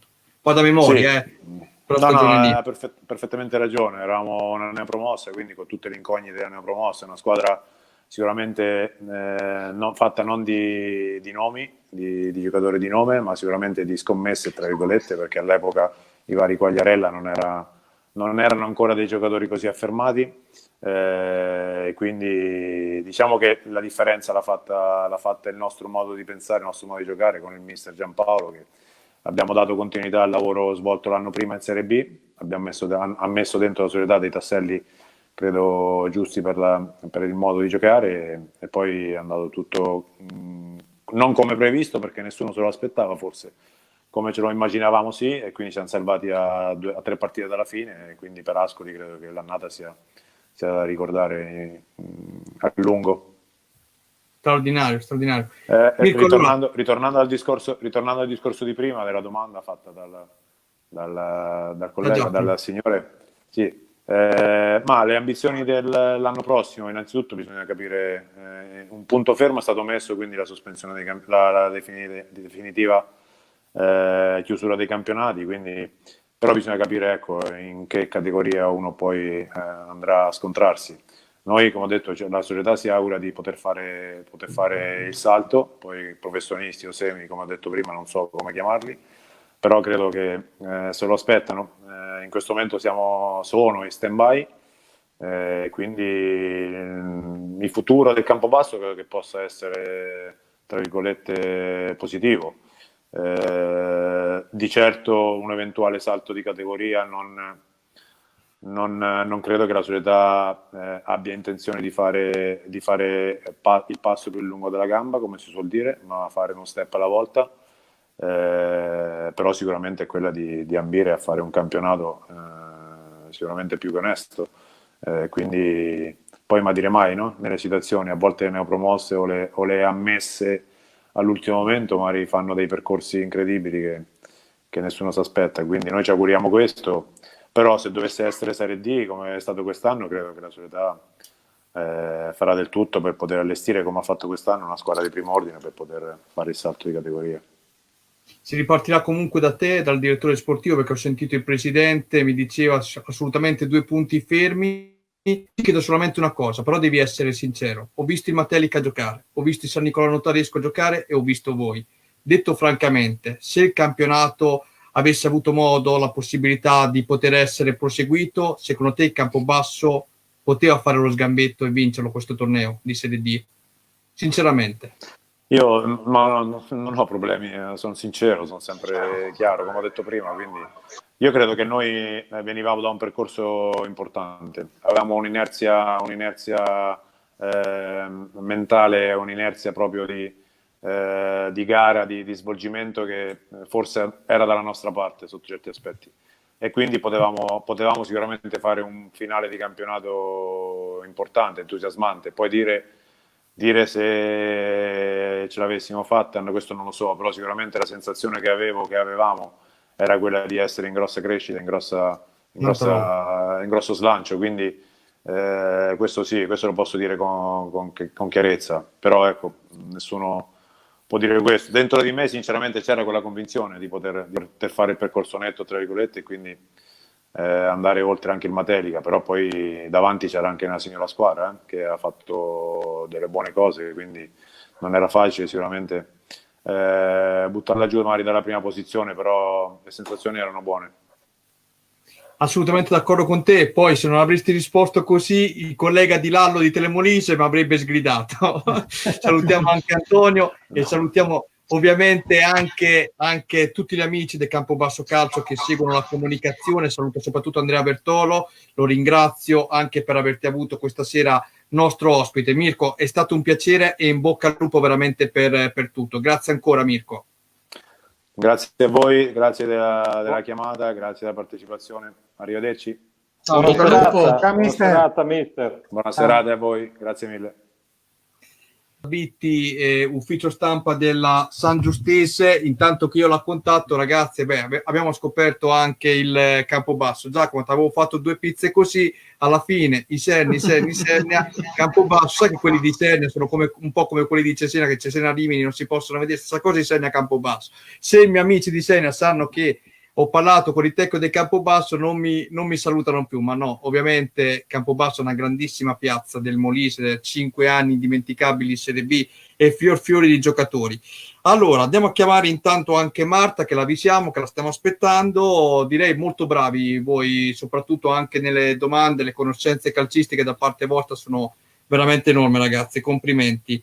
Allora, avvisiamo Marta. Giacomo, vuoi dire qualcosa? Stasera ti vedo più brillante, vuoi parlare del Bellaria anche in questo momento? No, spero. Sì, anche perché Mirko mi ha detto che metterà una buona parola, perché Mirko ha il potere ovunque, per aumentare il numero delle promozioni, dalla promozione all'eccellenza, fino a che non verrà sul Bellaria, quindi questo lo vorrei. Cioè dalla prima alla penultima tutte promosse. Dalla prima alla penultima tutte promosse. Già la faccia di Mirko dice tutto. Mirko non ce la fa più ormai. Allora aspettiamo intanto Marta Vitti e poi facciamo un piccolo punto dopo Marta su tutti i campionati. Andiamo a toccare per l'appunto la promozione Romagna, la prima categoria e la promozione Marche nella parte finale. Aspettiamo intanto che si possa collegare anche Marta. So che tu, Giacomo, hai una domanda particolare per lei, perché poi capirai, quando si tratta di Bellaria, a vedere i bellariesi ovunque protagonisti, Giacomo subito lì si illumina la lampadina. Te pareva che non facesse una domanda alla Marta inerente a questo? Allora, aspettiamo che si possa collegare, ancora non la vedo non è che non sono stati molto protagonisti purtroppo, e per quello che vorrei capire cosa è successo. Te credo, c'eri tu come sponsor dietro, quindi posso immaginare il perché, che fine abbiano fatto quei poveri 2 uomini che si sono buttati nell'avventura marchigiana. E per quanto riguarda Roberto, ti chiedo anche a te, insomma, oggi c'è la preoccupazione, però mi sono sentito di rassicurarli anche nell'ambiente marignanese. Io penso che la Marignanese non ancora rischi, l'anno prossimo la vedremo in Serie D, no Roberto? Oddio, come ha detto come ha detto Giacomo prima, quello che decide è Mirko, non sono io. E quindi dopo domattina gli farò una telefonata di circa 4-5 ore per accomodarmi sul gambettola. Però no, parlando seriamente, io credo che la Marignanese meriti, cioè, ma non meriti perché è successo, lo aveva meritato sul campo. Cioè, ricordiamo ancora una volta che questa è una squadra che ha perso una sola partita in tutta la stagione, quindi io sento che anche gli stessi avversari della Marignanese gli riconoscono di essere stata la squadra più forte, più regolare, quindi poi Roberto considera che sono partiti ad inizio stagione con 11-12 infortunati. Sì, nonostante tutto è vero. hanno raccolto qualche punticino e poi dopo hanno recuperato, approfittando anche del fatto che il Diegaro aveva perso Bernacci in quel periodo che spostava molto, e la Marignanese ha dopo inanellato una serie di risultati che sono sotto gli occhi di tutti. È vero che il Diegaro aveva perso Bernacci, che fra l'altro a tornare dal menisco ci ha messo un po' di più. Però io ho visto la partita di ritorno a San Giovanni Marignano quando il Diegaro è arrivato con 2 punti di vantaggio e tra l'altro c'era stato un rigore reclamato dalla Marignanese dopo 2-3 minuti e devo dire che il reclamo aveva i suoi fondamenti. Il reclamo, ma la grande occasione da gol in quella partita ce l'ha avuta il Diegaro con Bernacci e essere usciti dallo scontro diretto con 2 punti sembrava favorire il Diegaro e invece da quel momento il Diegaro ha rallentato e la Marignanese ha continuato a viaggiare a 1000. Quindi io credo che più che i demeriti degli altri sono proprio i meriti della Marignanese. Sto zitto. Ecco Roberto, tu parlavi, ma sinceramente di quello che dicevi non ci fregava niente perché è entrata Marta Zitti che volevamo assolutamente salutare. Ciao Marta. È giusto. Buonasera ragazzi, ma no, assolutamente molto interessanti tutti i discorsi che state facendo, quindi massimo rispetto per tutti.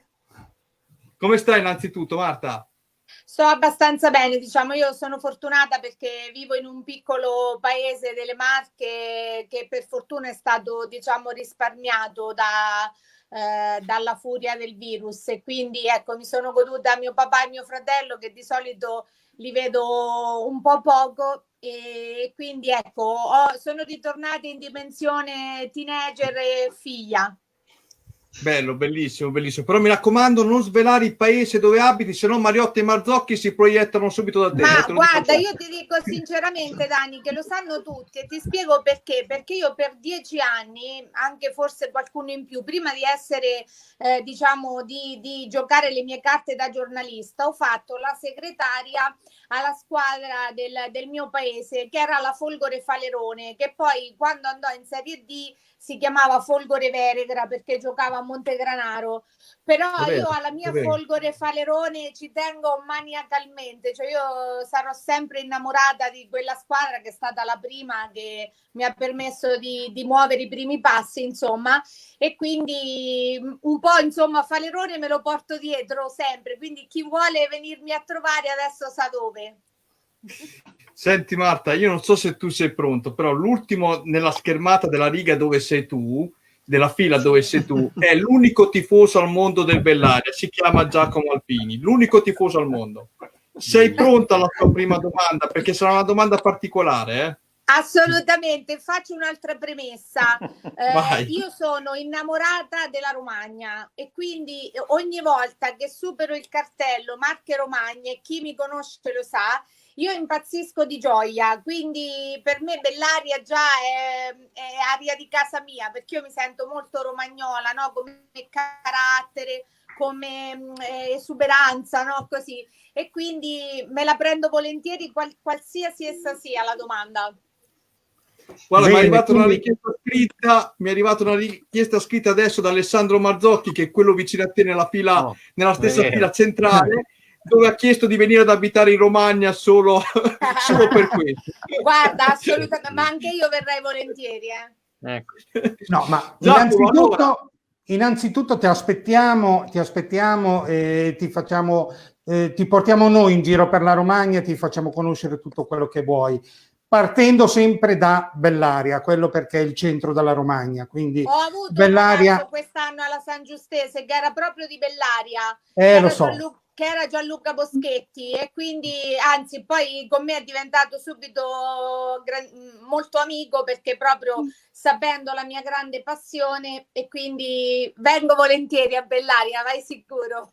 Allora, sicuramente Gianluca te lo saluto io, perché tanto ci vediamo, non dico quasi tutti i giorni, ma spesso. Però io volevo parlare e chiederti soprattutto di altri due personaggi che sono transitati purtroppo per me, ahimè, per poco tempo alla San Giustese, che sono Gianluca Stambazzi, che se non erro è durato purtroppo 15 giorni come direttore, e Nicola Campedelli, il mister, che 4-5 partite, mi sembra la prima una vittoria e poi 4 sconfitte. Esattamente. La mia domanda è cosa è successo? Cosa non è andato? Lo so che non è semplice, però mi piacerebbe capirlo, perché conoscendo i personaggi non riesco a capirlo io questo. Allora, guarda, ti rispondo con pochissime parole in realtà. Innanzitutto faccio un'altra premessa. Io dico sempre che sono la donna delle subordinate, quindi dovete perdonarmi, ma non sono molto giornalistica in questo, sono più prolissa, diciamo. Li ho sentiti tutti e due questa settimana, sia Stambazzi, che ha visto la locandina del programma e mi ha detto finalmente il press ti fa parlare, no? Perché noi è diverso tempo che siamo in silenzio stampa, quindi anche con Dani, insomma, gli avevo fatto presente questa situazione. E poi anche il mister, che ci siamo aggiunti sui social e quindi ci siamo risentiti e salutati con piacere. Allora, come diceva prima mister Cudini, purtroppo ogni piazza ha una storia a sé. Noi quest'anno abbiamo fatto la scelta di un po' obbligata, un po' diciamo per cause di forza maggiore, di andare a giocare a Civitanova. E questo ha creato rispetto a quella magari macchina perfetta che c'era stata negli ultimi anni, una situazione proprio ambientale, logistica del tutto particolare. Campedelli e Stambazzi sono sicuramente due ottimi professionisti, però purtroppo a volte capita, no? Che come c'è quell'anno diciamo fortunato in cui tutti i palloni vanno dentro, che tutte le partite arriva quel guizzo che te le risolve, a noi quest'anno quello che poteva andarci male ci è andato male. E quindi purtroppo, tranne la prima diciamo vittoria del girone di ritorno, che era quella dell'esordio di Campedelli sulla panchina della San Giustese con l'Avezzano, purtroppo sono arrivate insomma una serie di sconfitte. Non tanto hanno pesato diciamo magari quelle fuori casa, perché poi sappiamo tutti bene insomma che fuori casa il discorso cambia. A noi ci ha pesato tanto il digiuno del polisportivo di Civitanova Marche, al quale si riferiscono poi queste immagini che stiamo vedendo. E quindi ecco, più che altro è stato questo, perché poi ovviamente ogni società, no, ha i suoi microequilibri. Noi venivamo comunque da 1 anno e mezzo con Alessandro Cossu come direttore, si erano create delle routine di lavoro e tutto, poi l'esonero di mister Senicagliesi e cose varie insomma hanno portato a questa situazione. Marta, ti volevo far fare intanto un saluto a Mirko, e la seconda domanda la faccio fare proprio a Mirko, rivolta a te. Va bene. Beh, intanto Marta, io volevo capire una cosa specifica, cioè hai parlato comunque di un'annata insomma storta che può capitare, ma a parte il discorso campo, a parte il discorso allenatore che può capitare, purtroppo insomma le annate nascono così, però quello che più che altro non riesco a capire è il fatto che comunque, nonostante che, faccio l'esempio anche dell'avventura di Campedelli, prima partita, subito un successo, e poi dopo le cose non sono andate bene, ma anche dopo, cioè, Allora, non ti c'è spiego stata un quella attimo. scossa. Ti spiego, praticamente dall'anno scorso tu sai che la San Giustese veniva da 2 anni e mezzo, quando è stato esonerato, di mister Stefano Senigalliesi sulla panchina, che poi era stato il successore proprio di quel Mirko Gudini che avete avuto fino a pochi minuti fa, perché Mirko Gudini è colui che ha portato la San Giustese dall'eccellenza alla Serie D. Poi non è rimasto ed è arrivato Senigalliesi. In questi 2 anni e mezzi saremmo tutti bugiardi se non riconoscessimo, insomma, grandi annate, perché la prima non si è arrivati ai playoff, ma eccolo, il mister ha fatto un campionato lanciando tanti giovani, facendo anche delle prestazioni, no, molto molto convincenti. L'anno scorso, annata chiusa andando ai playoff, anche qui ricordiamo tutti il gol di Khedira a Cesena, quindi lanciato tanti ragazzi nel professionismo, c'erano anche degli elementi di categoria superiore. Io cito, tanto per dirne uno, il portiere Mauro Chiodini, che è una garanzia assoluta. Espertissimo. Quindi quest'anno, diciamo, l'anno scorso si era chiuso così. Si è arrivati in estate, c'è stata questa decisione del campo, la società ha fatto delle scelte, ha confermato il mister, ha confermato il direttore e a livello di squadra ha fatto la classica scelta che fanno tutte le società, insomma, con un occhio al bilancio e con un occhio, insomma, a mantenere quella tradizione che si era creata. Abbiamo avuto la fortuna di sostituire, per dire, un grande Khedira, che era un centravanti che comunque garantiva quella, non dico la doppia cifra, no?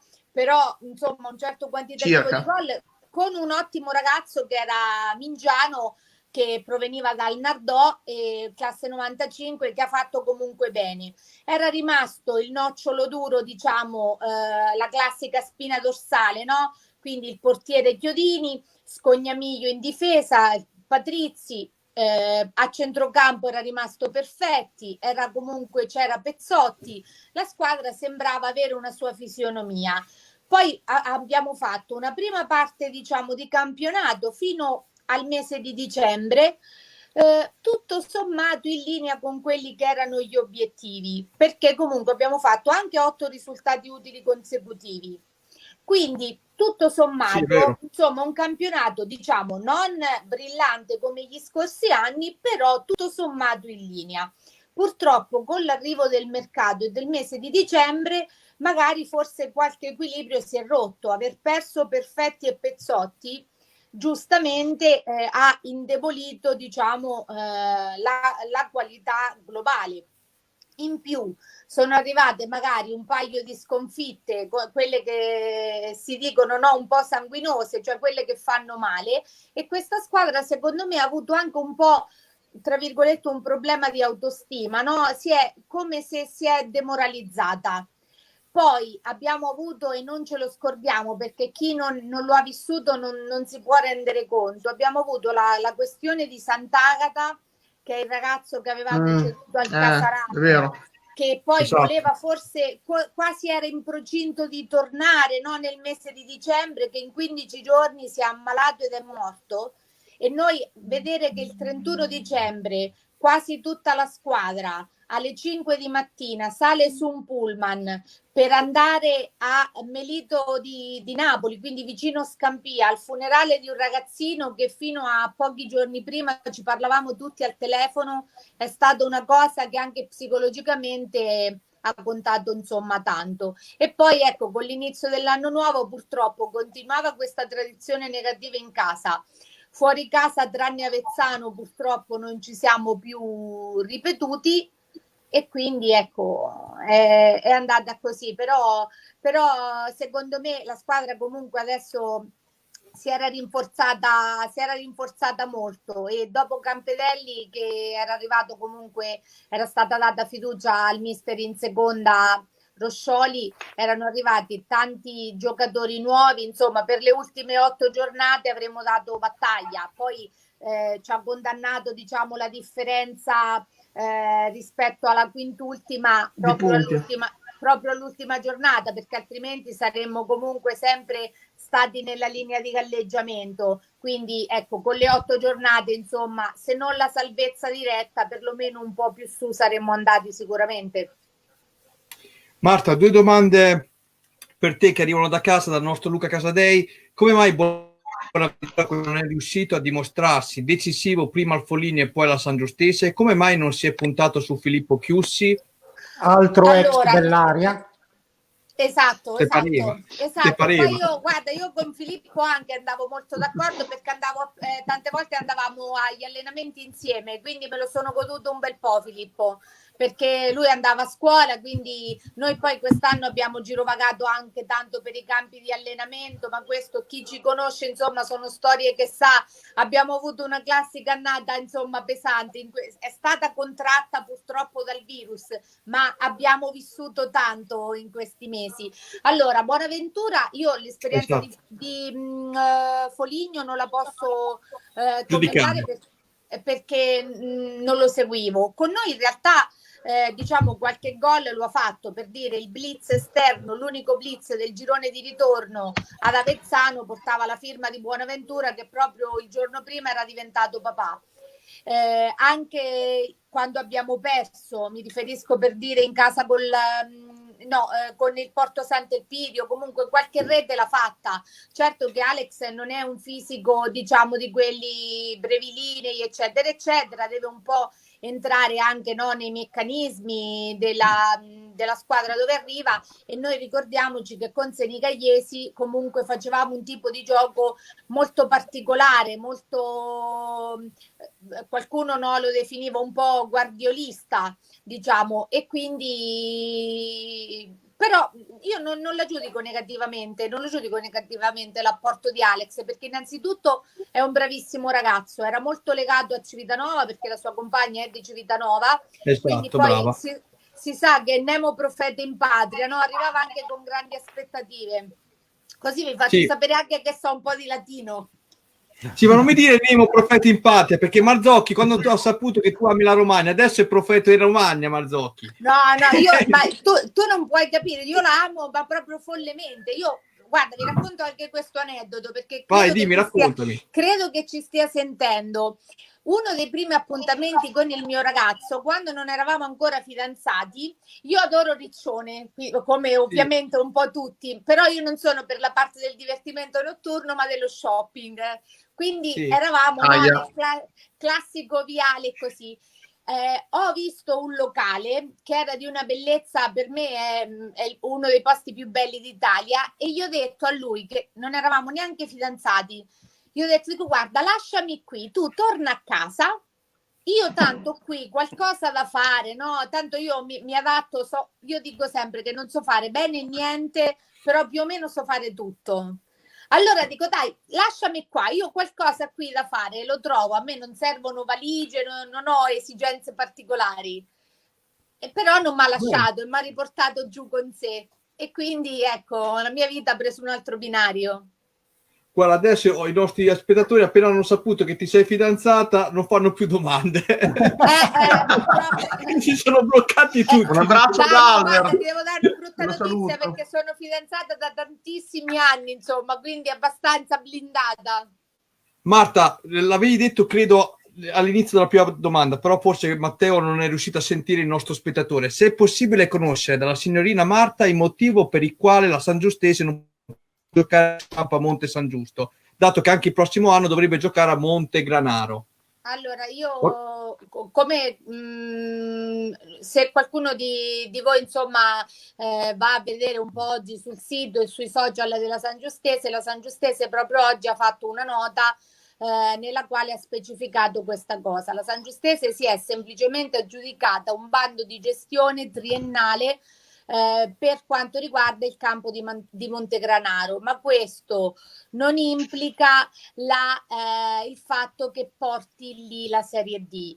E i problemi che ha avuto in questi anni con l'amministrazione comunale di Monte San Giusto, insomma, sono ben noti, quindi nel senso, ecco, è questo poi il motivo per il quale è andata a Civitanova. Però la questione Montegranaro è stata spiegata bene oggi dalla nota della società, e non è diciamo, non va in questa direzione. La Sangiustese si è aggiudicata questo bando, però questo non vuol dire in questo momento nulla.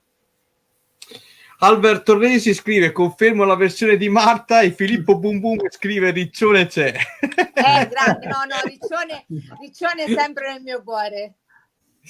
Allora, e Albert pure in realtà, perché sarebbe il mio fidanzato, non volendo.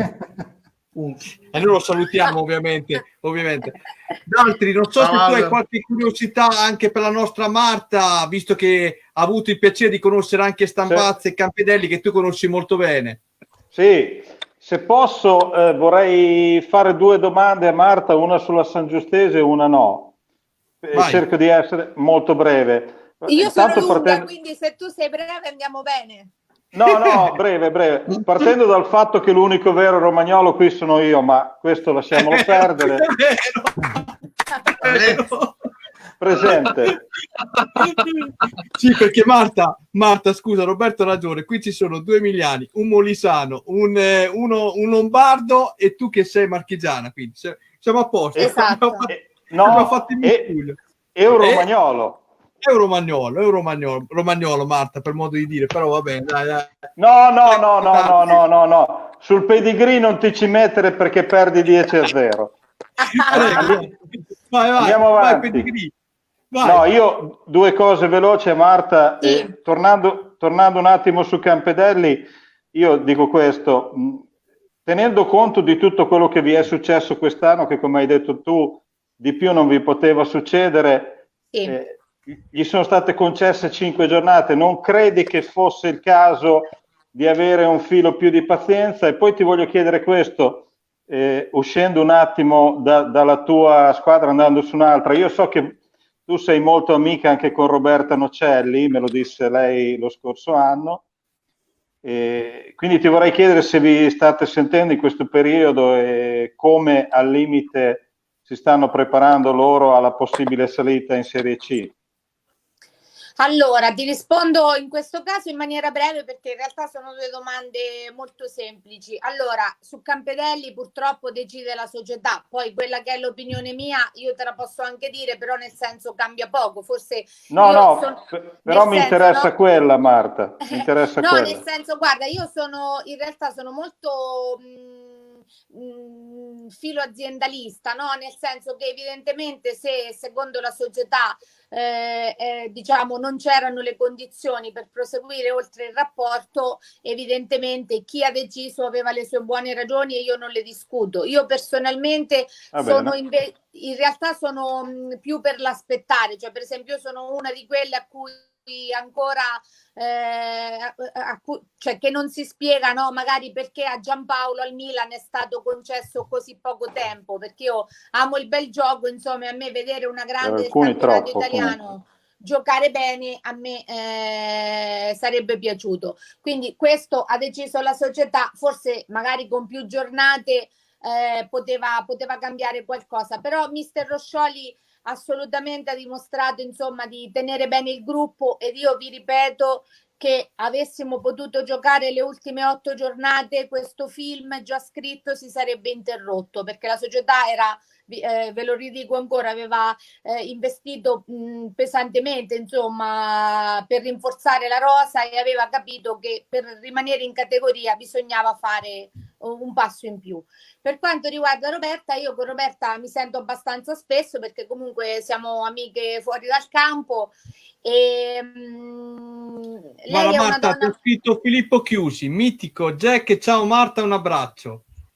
Lo saluto tanto Filippo, io gli ho voluto tanto bene, noi ti ripeto, eravamo comunque, cioè c'era serenità al di là di tutto, no? Perché poi ci sono quelle situazioni in cui i risultati non vengono e l'umore è nero, noi non lo abbiamo mai avuto, cioè non c'è stato mai un clima pesante, insomma. Roberta è una donna volitiva invece, per tornare al Matelica, e quindi sono sicura che poi in seno, insomma, alla loro società sapranno scegliere quello che è il meglio per il loro futuro. Io la Serie C un anno l'ho fatta e ovviamente quando lei mi chiede io le paleso molto spesso più che altro tutte le difficoltà e le differenze che ci sono rispetto alla Serie D, perché io sono molto amante del rosa, del bel mondo, della Romagna eccetera, ma per certe cose sono anche molto concreta, quindi è un salto importante, è una categoria prestigiosa con tutte le novità che potranno venire, però è anche una categoria insomma molto impegnativa a 360 gradi e quindi quando lei mi chiede qualche consiglio io più che altro la rassicuro in via generale, però le faccio presente insomma anche quali sono tante difficoltà oggettive a cui a volte non si pensa. Marta, dopo questa puntata puoi dirci in diretta stile Raffaella Carrà, Maria De Filippi che vuoi anche un po' bene a Giacomo Alpini? Visto che è l'unico tifoso al mondo del Bellaria, è l'unico tifoso al mondo. Assolutamente, voi sembra che scherzi, ma io sono stata una, proprio la adoro veramente. Per me cattolica, cesenatico. Noi ti aspettiamo. E poi io in realtà vado un sacco d'accordo con tutti questi ragazzi e quando vengo da quelle parti ho un sacco di posti che loro mi segnalano perché sapendo che mi piacciono, no, quelle zone mi dicono dove devo andare, quindi come guide insomma sono fatti segnalare i posti dove non andiamo io, Mariotti, D'Altri, Marzocchi, Alpini. Ti conviene. No, io guarda, per esempio mi ricordavo, no, adesso stavo pensando a Mattia Valentini che è stato con me tanti anni alla Fermana e che per esempio su Cattolica e anche sul Riccione mi ha dato 2 o 3 dritte assolutamente da considerare. E poi in realtà l'ultima partita che la San Giustese ha giocato fuori casa, guardate quanto è piccolo il mondo, l'ha giocata proprio a Cattolica. Mi dispiace che è arrivato il gol di Morga che in realtà ci ha condannato per 1-0, però proprio durante quella partita sono venuti allo stadio a salutarmi i genitori di Mattia Valentini che abitano proprio, che da casa loro lo vedono lo stadio, quindi di fronte allo stadio, e per dire, no, io credo in questo tipo di calcio qui, in cui i rapporti umani, le relazioni valgono qualcosa, quindi mi dispiace per il risultato, però per me quella è stata una bella giornata. A Cattolica c'è un locale bellissimo, tra l'altro, Marta, adesso non voglio fare il nome in diretta per non fare pubblicità. D'Altri, mantieniti, D'Altri, per favore, si contenga. Cattolica D'Altri. è tutta bella, noi abbiamo fatto eccetera, eccetera, ma è fantastica tutta. No, hai ragione. Ci crediamo. Ha ragione. Marta, grazie di essere intervenuta qui, però fammi una promessa, ci verrai a trovare nuovamente, di la verità, Ma guarda, con grande piacere, con grandissimo piacere. E poi ti aspettiamo anche negli studi a Rimini, dove conoscerai l'unico tifoso del Bellaria al mondo. Va benissimo, Ti salutiamo, ciao. Ciao Marta. Ciao ragazzi, Ciao. Ciao.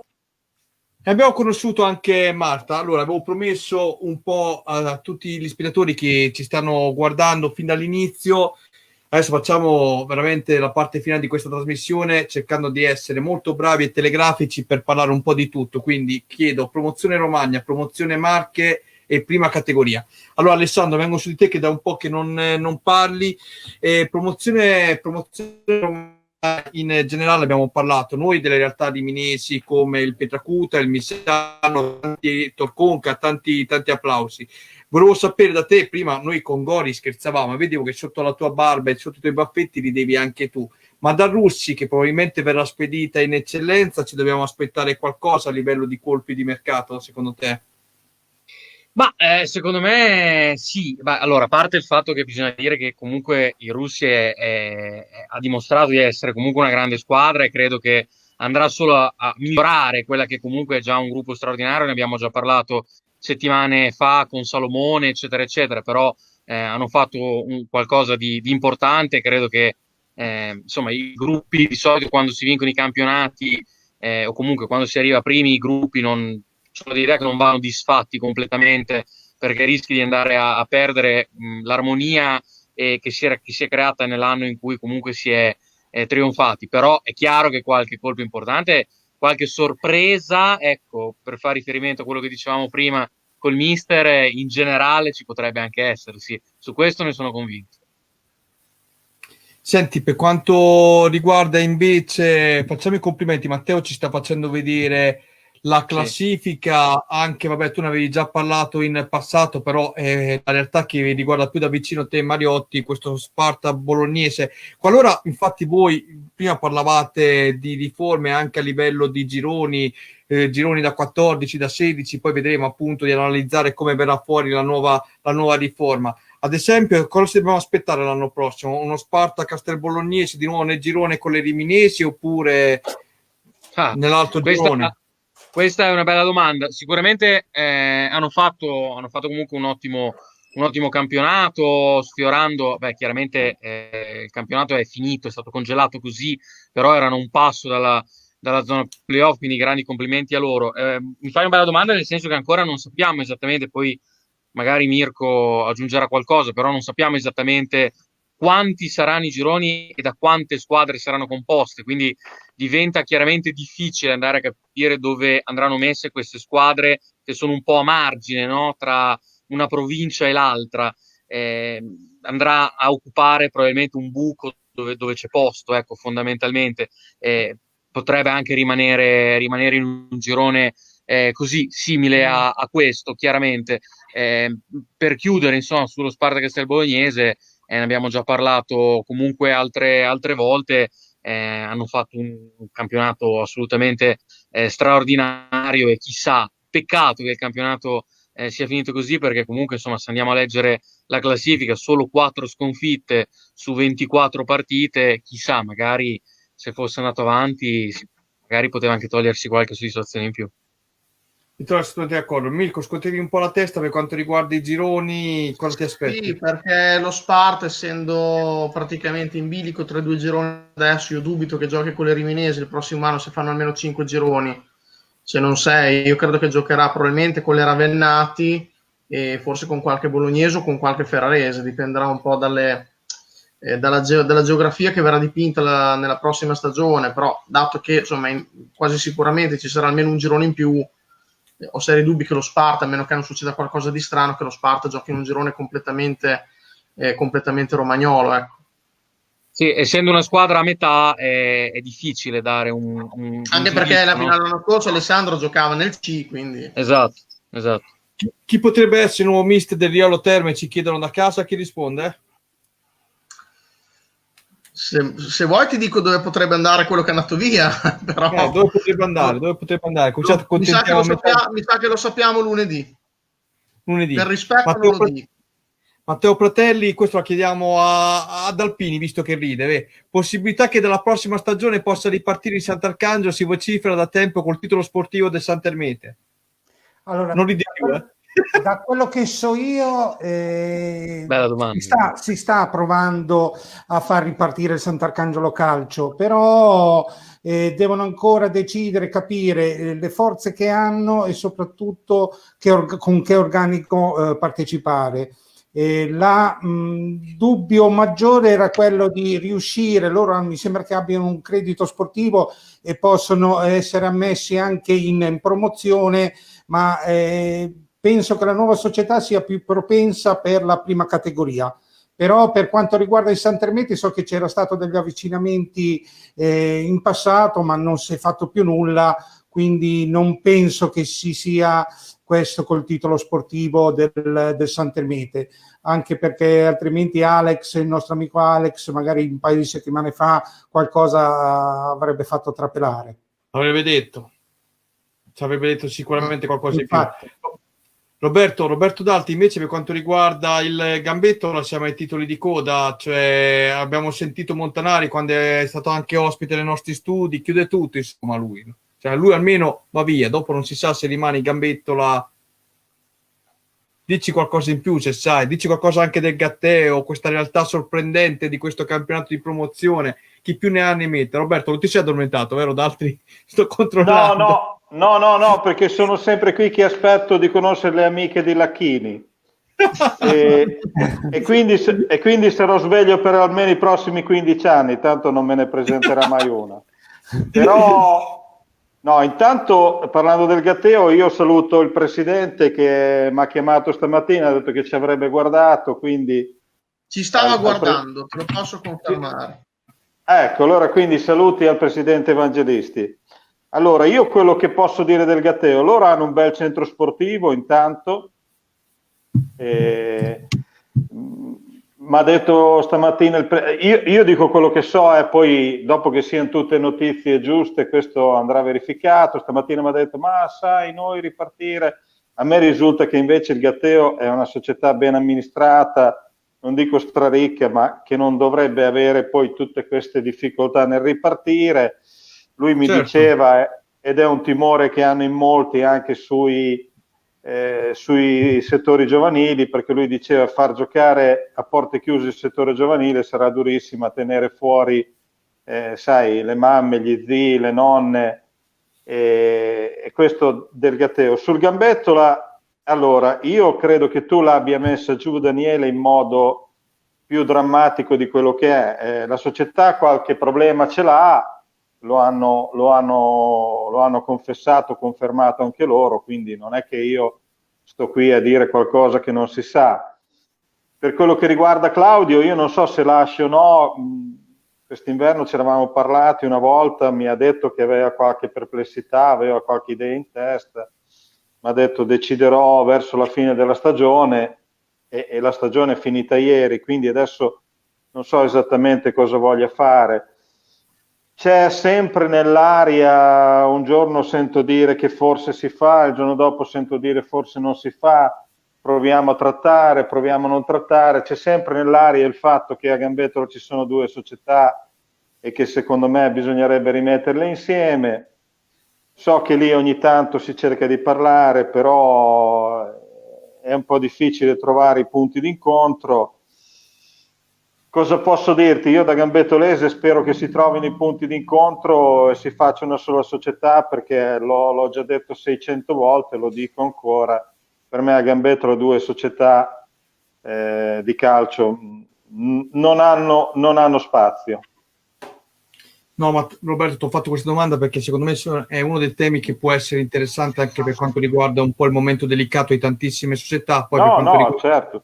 No, ma dico, per quanto riguarda i complimenti, poi la lotta a salvezza in eccellenza, cioè sono tutte cose che dall'eccellenza fino ad arrivare alla prima categoria, forse Mirko, correggimi se sbaglio, noi le stiamo dicendo da settimane. Complimenti, promozione al Pietracuta, al Misano, al Torconca, insieme ovviamente a Russia e San Pietro l'abbiamo fatta al Bellaria di Giacomo, perché è stata la ma è stato un girone molto bello quest'anno, quello del girone D. Intanto è saltato il wifi da Alessandro specifico, perché è scomparso, mi ha mandato un messaggio, quindi vediamo se riesce a rientrare. Il confronto agli ultimi anni è stato un girone molto più forte anche. A prescindere dal Russi, che ha fatto un campionato sicuramente superiore, ma le compagini comunque che troviamo al di sotto della classifica del Russi erano tutte competitive. Poi c'è da considerare che il Cerve comunque è stata la delusione forse più grossa, c'erano delle buone squadre come il Reno che poteva fare magari qualcosina di più, ma ha fatto il suo, e poi comunque il Bellaria nel giro di ritorno ha fatto bene con una squadra giovane, quindi è stato comunque un campionato molto molto più bello degli altri anni, proprio perché erano più forti anche le squadre. Te pareva? Le ho detto a Matteo, scegli tu che immagini mandare in onda per quando parliamo di promozione Romagna, cosa ha scelto? Quelle del Bellaria. Porca miseria, non ce l'ha fatta. È maledetta questa trasmissione con i Bellaria, è maledetta. Allora, non si può mandare un Milan Steaua finale di Coppa dei Campioni piuttosto, non lo so io. Quello ci ho pensato. Milan Manchester United 3-0, dai, una roba del genere, voglio dire, dai. Questa penso che non faccia molto piacere anche alla Lisa, perché guardando la partita... Tu lo sai che quando la nomini quella ragazza esce fuori come i funghi e ti meno dopo. Allora, Giacomo, tutte le cose le abbiamo dette. Io una cosa, scusa Daniele, io spero che il discorso Gambettola siano solo delle chiacchiere che vengano, si ritrovi la quadra e che riparti, ma soprattutto concordo con quello che dice Roberto, che 2 società in gambettola forse sono troppe e se si dovessero unire sarebbe la cosa migliore, ma soprattutto spero che un personaggio come Claudio Montanari non si allontani da questo calcio, perché può piacere, non piacere, può risultare simpatico o antipatico, però è un personaggio che con tutta la sua passione e le competenze che ha, è meglio che nel calcio di adesso ci sia. Allora, dopo appunto aver analizzato, faccio i complimenti anche a Roberto, che abbiamo parlato di un'altra realtà interessante di questo campionato, che era per l'appunto il Gatteo, e tanto è rientrato anche Alessandro Mazzocchi. Ciao Ale, ritorno anche su poco. Sono andato molto avanti, chiedo a Matteo se mi può mandare fare un passo indietro, la classifica è un attimo di eccellenza, perché Ale, ti voglio fare una domanda delicata. Adesso io non so quali saranno i verdetti definitivi, immagino un po' quello che ho detto in questi giorni a Mirko, che poi Mirko ha ribadito in questa puntata anche stasera. Qualora dovesse salire in Serie D, oltre alla Marignanese, per quanto riguarda il girone B, anche il Corticella, tu è un ambiente che hai conosciuto, Corticella seconda in classifica, sì. Onestamente, perché questa è anche la domanda che mi sono arrivati da tanti tifosi che scrivono da fuori, che hanno voglia di seguire giustamente o ingiustamente il calcio locale e anche la nostra trasmissione, se Corticella ha realmente le potenzialità per fare a livello economico una Serie D. Bella domanda. Sì, io penso di sì. Allora, cerchiamo di dire una cosa, che è un momento molto difficile per tutti, a livello economico, per tutte le aziende, per tutte le società. Lo sappiamo, insomma, la questione del coronavirus ha colpito un po' tutti. Però, a parte questo discorso che vale, come detto, per tante società, direi tutte, il Corticella ha le potenzialità, assolutamente sì, per fare la Serie D, ha le strutture per fare la Serie D, perché insomma ha rifatto quasi tutti i campi, ne ha tenuti alcuni in erba, alcuni sintetico, quindi insomma può giocare su 2 campi diversi. Centro federale. È il centro federale, esatto, a Bologna, quindi credo che possa assolutamente fare la Serie D. È chiaro che da questo punto di vista serve chiaramente un restyling, immagino, della rosa, perché insomma con tutto il rispetto per i giocatori, peraltro ne conosco l'80%, però la Serie D, come sappiamo, è un campionato complicato, quindi credo che qualche aggiunta, molte aggiunte, molti ritocchi andranno fatti, però penso proprio di sì. È una società peraltro che si merita anche questo salto per i lavori che hanno fatto negli ultimi, e la crescita che hanno avuto negli ultimi anni. Roberto, d'altri, ci sono possibilità anche per il Diegaro, che ho letto sul Corriere dello Sport che hanno riportato un po' tutte le società che potrebbero salire in Serie D qualora le seconde non riuscissero ad avere le potenzialità economiche, qualora sempre si bussasse alla porta delle seconde in classifica.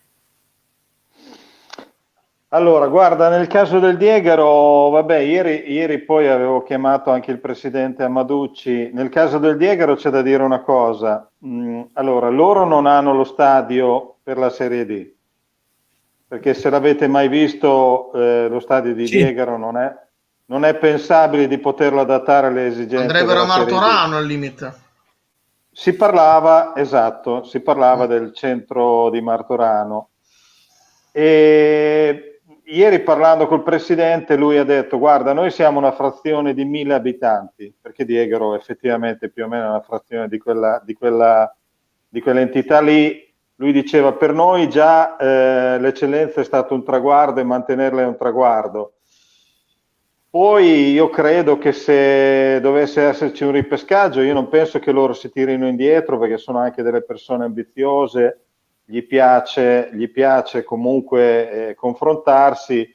Amaducci diceva: noi le promozioni ci è sempre piaciuto conquistarle sul campo e non a tavolino, però sai, poi se ti chiamano io non credo che si tirino indietro. Però io credo... Si parla di novità societarie, sai qualcosa? Chiede Alessio Gazzoli. A Diegaro? Sì. Ma allora, io posso dire qualcosa che ho sentito dire. Tu hai sempre questo uccellino che ti dice le cose. Cosa ti ha detto sto uccellino? Porca miseria, lo spariamo fra poco. Cos'è l'uccellino di Del Piero? L'uccellino di Del Piero mi ha detto di non bere la sua acqua perché sennò ti vengono i calcoli renali. Però no, allora lì c'è una questione, nel senso che quest'anno è arrivato a Diegaro, adesso qui poi svegliamo i segreti di Pulcinella, è arrivato a Diegaro Grisolini portandosi dei giocatori importanti come Spadaro, come Bernacci, come tra l'altro suo figlio che è un centrocampista tutto mancino. E si parla del fatto che Grisolini abbia dei corteggiatori. Ecco. Qualche settimana fa io non ero collegato in diretta, però mi ricordo quando Momo Montanari ha detto che ha cominciato a chiamare in giro dei giocatori per sondare le disponibilità, eccetera. Io credo che Momo Montanari abbia fatto qualche telefonata, forse se non allo stesso Grisolini, magari ai giocatori che Grisolini conosce, ecco.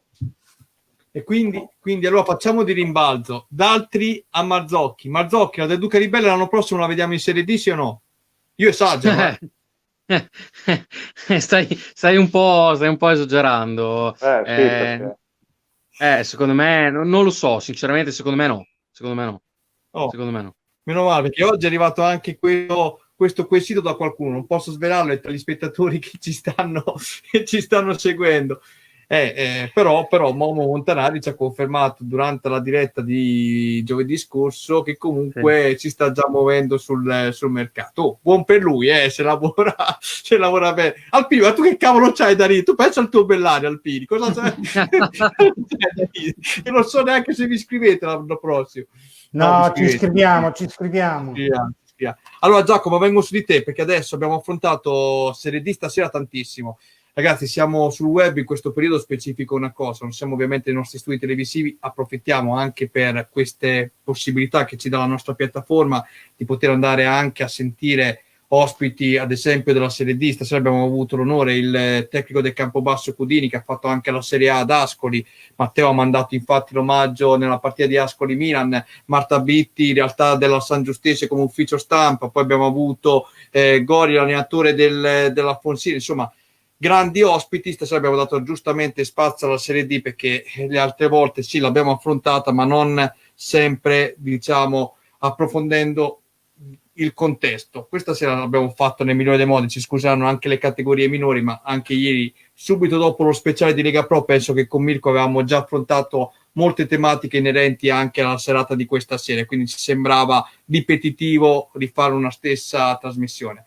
Lo specifico, perché sennò stasera mi dite ma cavolo, siamo in Romagna, abbiamo visto San Giustese, Campobasso. Il bello di parlare di calcio è anche questo, presentare a voi che seguite calcio di rigore anche le altre realtà che vedete nel girone che magari non avete mai avuto modo di conoscere. Ecco, ho detto per quanto riguarda l'eccellenza, la promozione Romagna. Giacomo, apriamo un attimo una parentesi anche sulla promozione Marche, perché la scorsa settimana Maggi ha già dato un input che è stato quello che appunto sarebbe andato più o meno sulle decisioni per quello che concerne il campionato romagnolo. Il Gabicce Gadara può dire ciao forse al sogno eccellenza, invece ci saranno altre realtà come il Castelfidardo che andranno su. Ecco, allora io ti chiedo, rimanendo in tema Gabicce, tutto quanto di buono fatto quest'anno va confermato a iniziare dalla guida tecnica, che tra l'altro è un ex Bellaria. Allora, innanzitutto, se Marta è ancora collegata con noi, io gli riporto i saluti di Gianluca Boschetti che mi ha mandato un messaggio, mi sembrava doveroso farlo. Per quanto riguarda il Gabicce, io direi di sì. Io direi di sì, anche perché il lavoro fatto da mister Scardovi non deve essere vanificato da una rivoluzione a livello societario, a livello tecnico, quindi bisogna dare continuità e cercare di eventualmente di colmare quei lacune che probabilmente ci sono, visto che c'è stato anche quel periodo di blackout a dicembre, consentitemi questo termine, che ha un po' rovinato questa annata straordinaria, perché noi parliamo di un blackout di dicembre che ha rovinato qualcosa che però ragazzi è terza in classifica, e quindi il campionato del Gabice è veramente al di sopra delle aspettative, però forse ci stava abituando alle parti alte del campionato, e vista che è stata per alcune giornate anche prima in classifica, quindi per me si deve partire da quel punto, da questa guida tecnica, e cercare di colmare eventuali gap.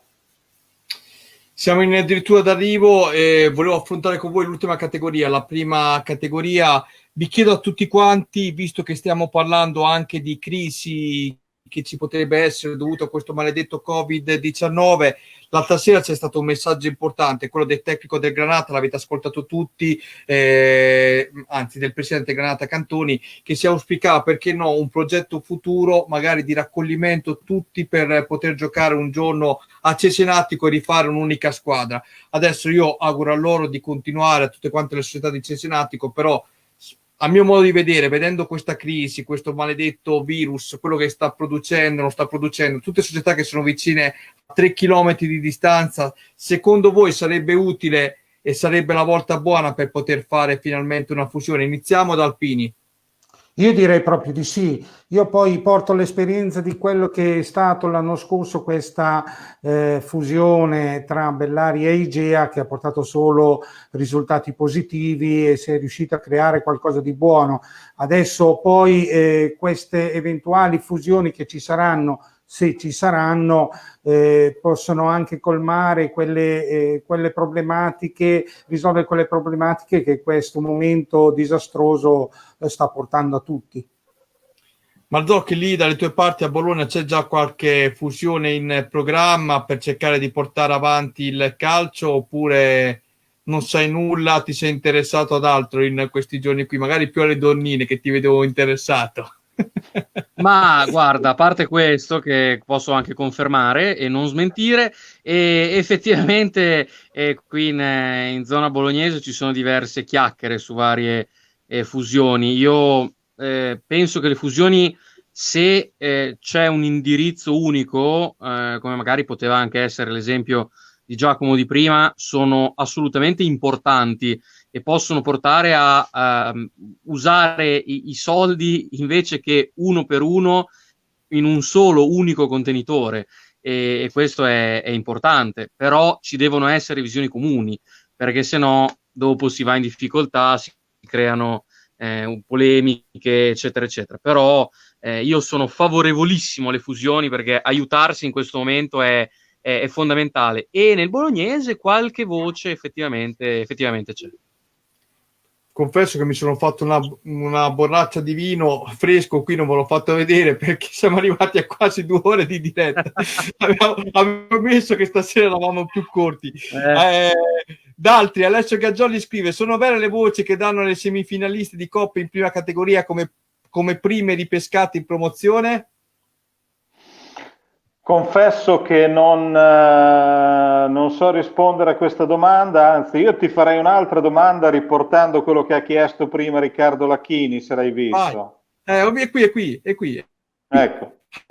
Quindi deve rispondere Mariotti. La fate la diretta domani, visto che ci saranno decisioni importanti, risponde Mariotti, io non mi prendo la responsabilità. No, beh, allora su Emilia Romagna Sport presumo che qualcosa scriveremo, c'è un bel articolo scritto prima della trasmissione che secondo me fa un punto della situazione di quello che dovrebbe accadere domani. Poi mio parere personale, molto di quello che ho scritto accadrà, non tutto magari, ma molto potrà accadere. Poi attendiamo più che altro attendiamo soprattutto il comunicato, perché domani sera uscirà un comunicato, perché la Lega Nazionale Dilettanti dalle parole di Sibiglia ha lasciato trapelare questo, quindi domani avremo sicuramente delle delucidazioni molto importanti. Poi ci sarà la definizione del tutto, poi nei primi di giugno, quando ci sarà un Consiglio federale che ratificherà tutte le varie chiusure dei campionati. Quindi, ma forse lui chiedeva anche se facevamo la diretta TV come abbiamo fatto ieri, ma tu ti vedo stanco. Vediamo, dipende da Manuelli se ne ha voglia. Dipende come ci svegliamo domani. Esatto. Dai, D'altri lo vedo Dani... addormentato, d'altri. No, vabbè, io domani per la diretta non ci sono perché, anzi, un po' che sto trascurando. Ogni tanto lavori. No, io è un po' che sto trascurando il mio lavoro e questo va bene, chiudiamo la parentesi. No, però ti volevo dire, ormai vacilla il record di Mentana, quindi Daniele non puoi mollare, Dai. 2 ore e 4, vabbè, 2 ore e 4. Va bene, siamo davvero, siamo in chiusura. Come al solito fantastici, veramente, tutti quanti. Allora, ringraziamo intanto Roberto Dalti, giornalista del Resto del Carlino, grazie come sempre. Buonanotte a tutti. Andiamo a salutare Mirko Mariotti. Mirko, che dire, grazie ancora. Buonanotte a tutti. Alessandro Marzocchi, so che ti avevo promesso 1 ora e mezza, che tu già da 45 minuti dovevi essere nel letto a dormire, però più o meno abbiamo battuto il record di Sport Up di 15 minuti, 2 ore e 5, dai. Buonanotte anche a te. È andato a letto prima il wifi, il wifi è stato furbo, è andato a letto prima. Esatto, no, mi rende molto orgoglioso essere partecipe del nuovo record di 2 ore e 06 ormai. Buonanotte a tutti e grazie, ciao. Giacomo Alpini, grazie anche a te Giacomo, come sempre. Grazie e buonanotte a tutti. Tu mi sembri sempre Maurizio Mosca, mancava solo che dicessi ciao, buon campionato a tutti, che siamo fermi da 2 mesi. Va bene. Buonanotte a tutti voi, vi ricordo fra 2 minuti la replica sulla pagina Facebook di Calcio di Rigore e poi domani metteremo anche la replica attraverso YouTube. Lunedì sera questa puntata andrà in onda su Telerimini e 7 Gold a partire dalle ore 20:30. Buonanotte, grazie.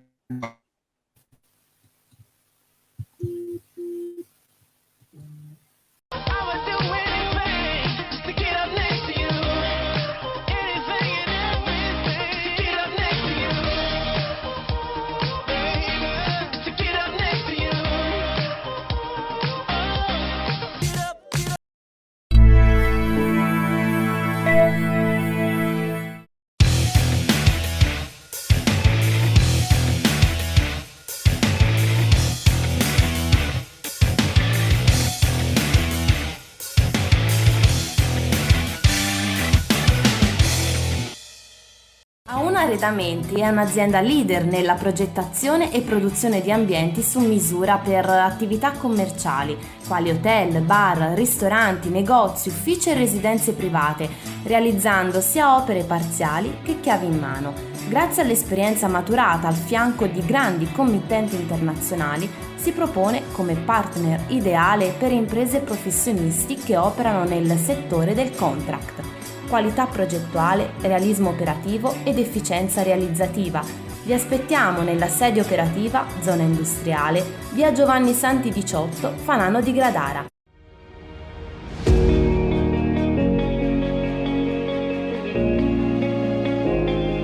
Alca Servizi è specializzato nell'outsourcing qualificato della funzione logistica, nel servizio di facchinaggio, di trasporto, di produzione, ricerca del personale e pulizie civili e industriali.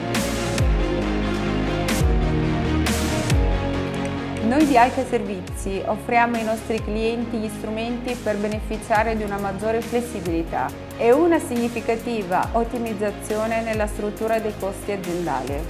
Per maggiori informazioni consulta il sito alcaservizi.com.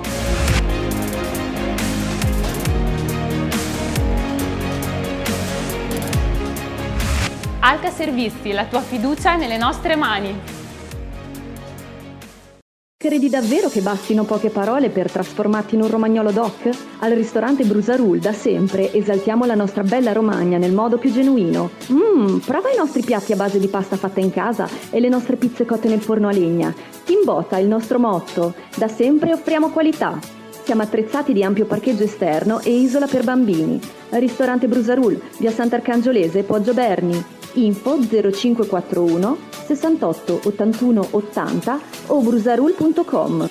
Ciao, sono il dottor Matteo Lazzarini. Vuoi tornare a sorridere in 24 ore? Con gli impianti a carico immediato, se il caso lo permette, potrai tornare a sorridere in un giorno solo. Vieni a trovarci, ti cureremo con le più moderne tecnologie, la TAC 3D, il microscopio di laser per la cura della piorrea, lo scanner intraorale per le impronte senza pasta. E allora, Non andare all'estero a curarti. Scegli i medici italiani. Scegli noi, vieni a trovarci.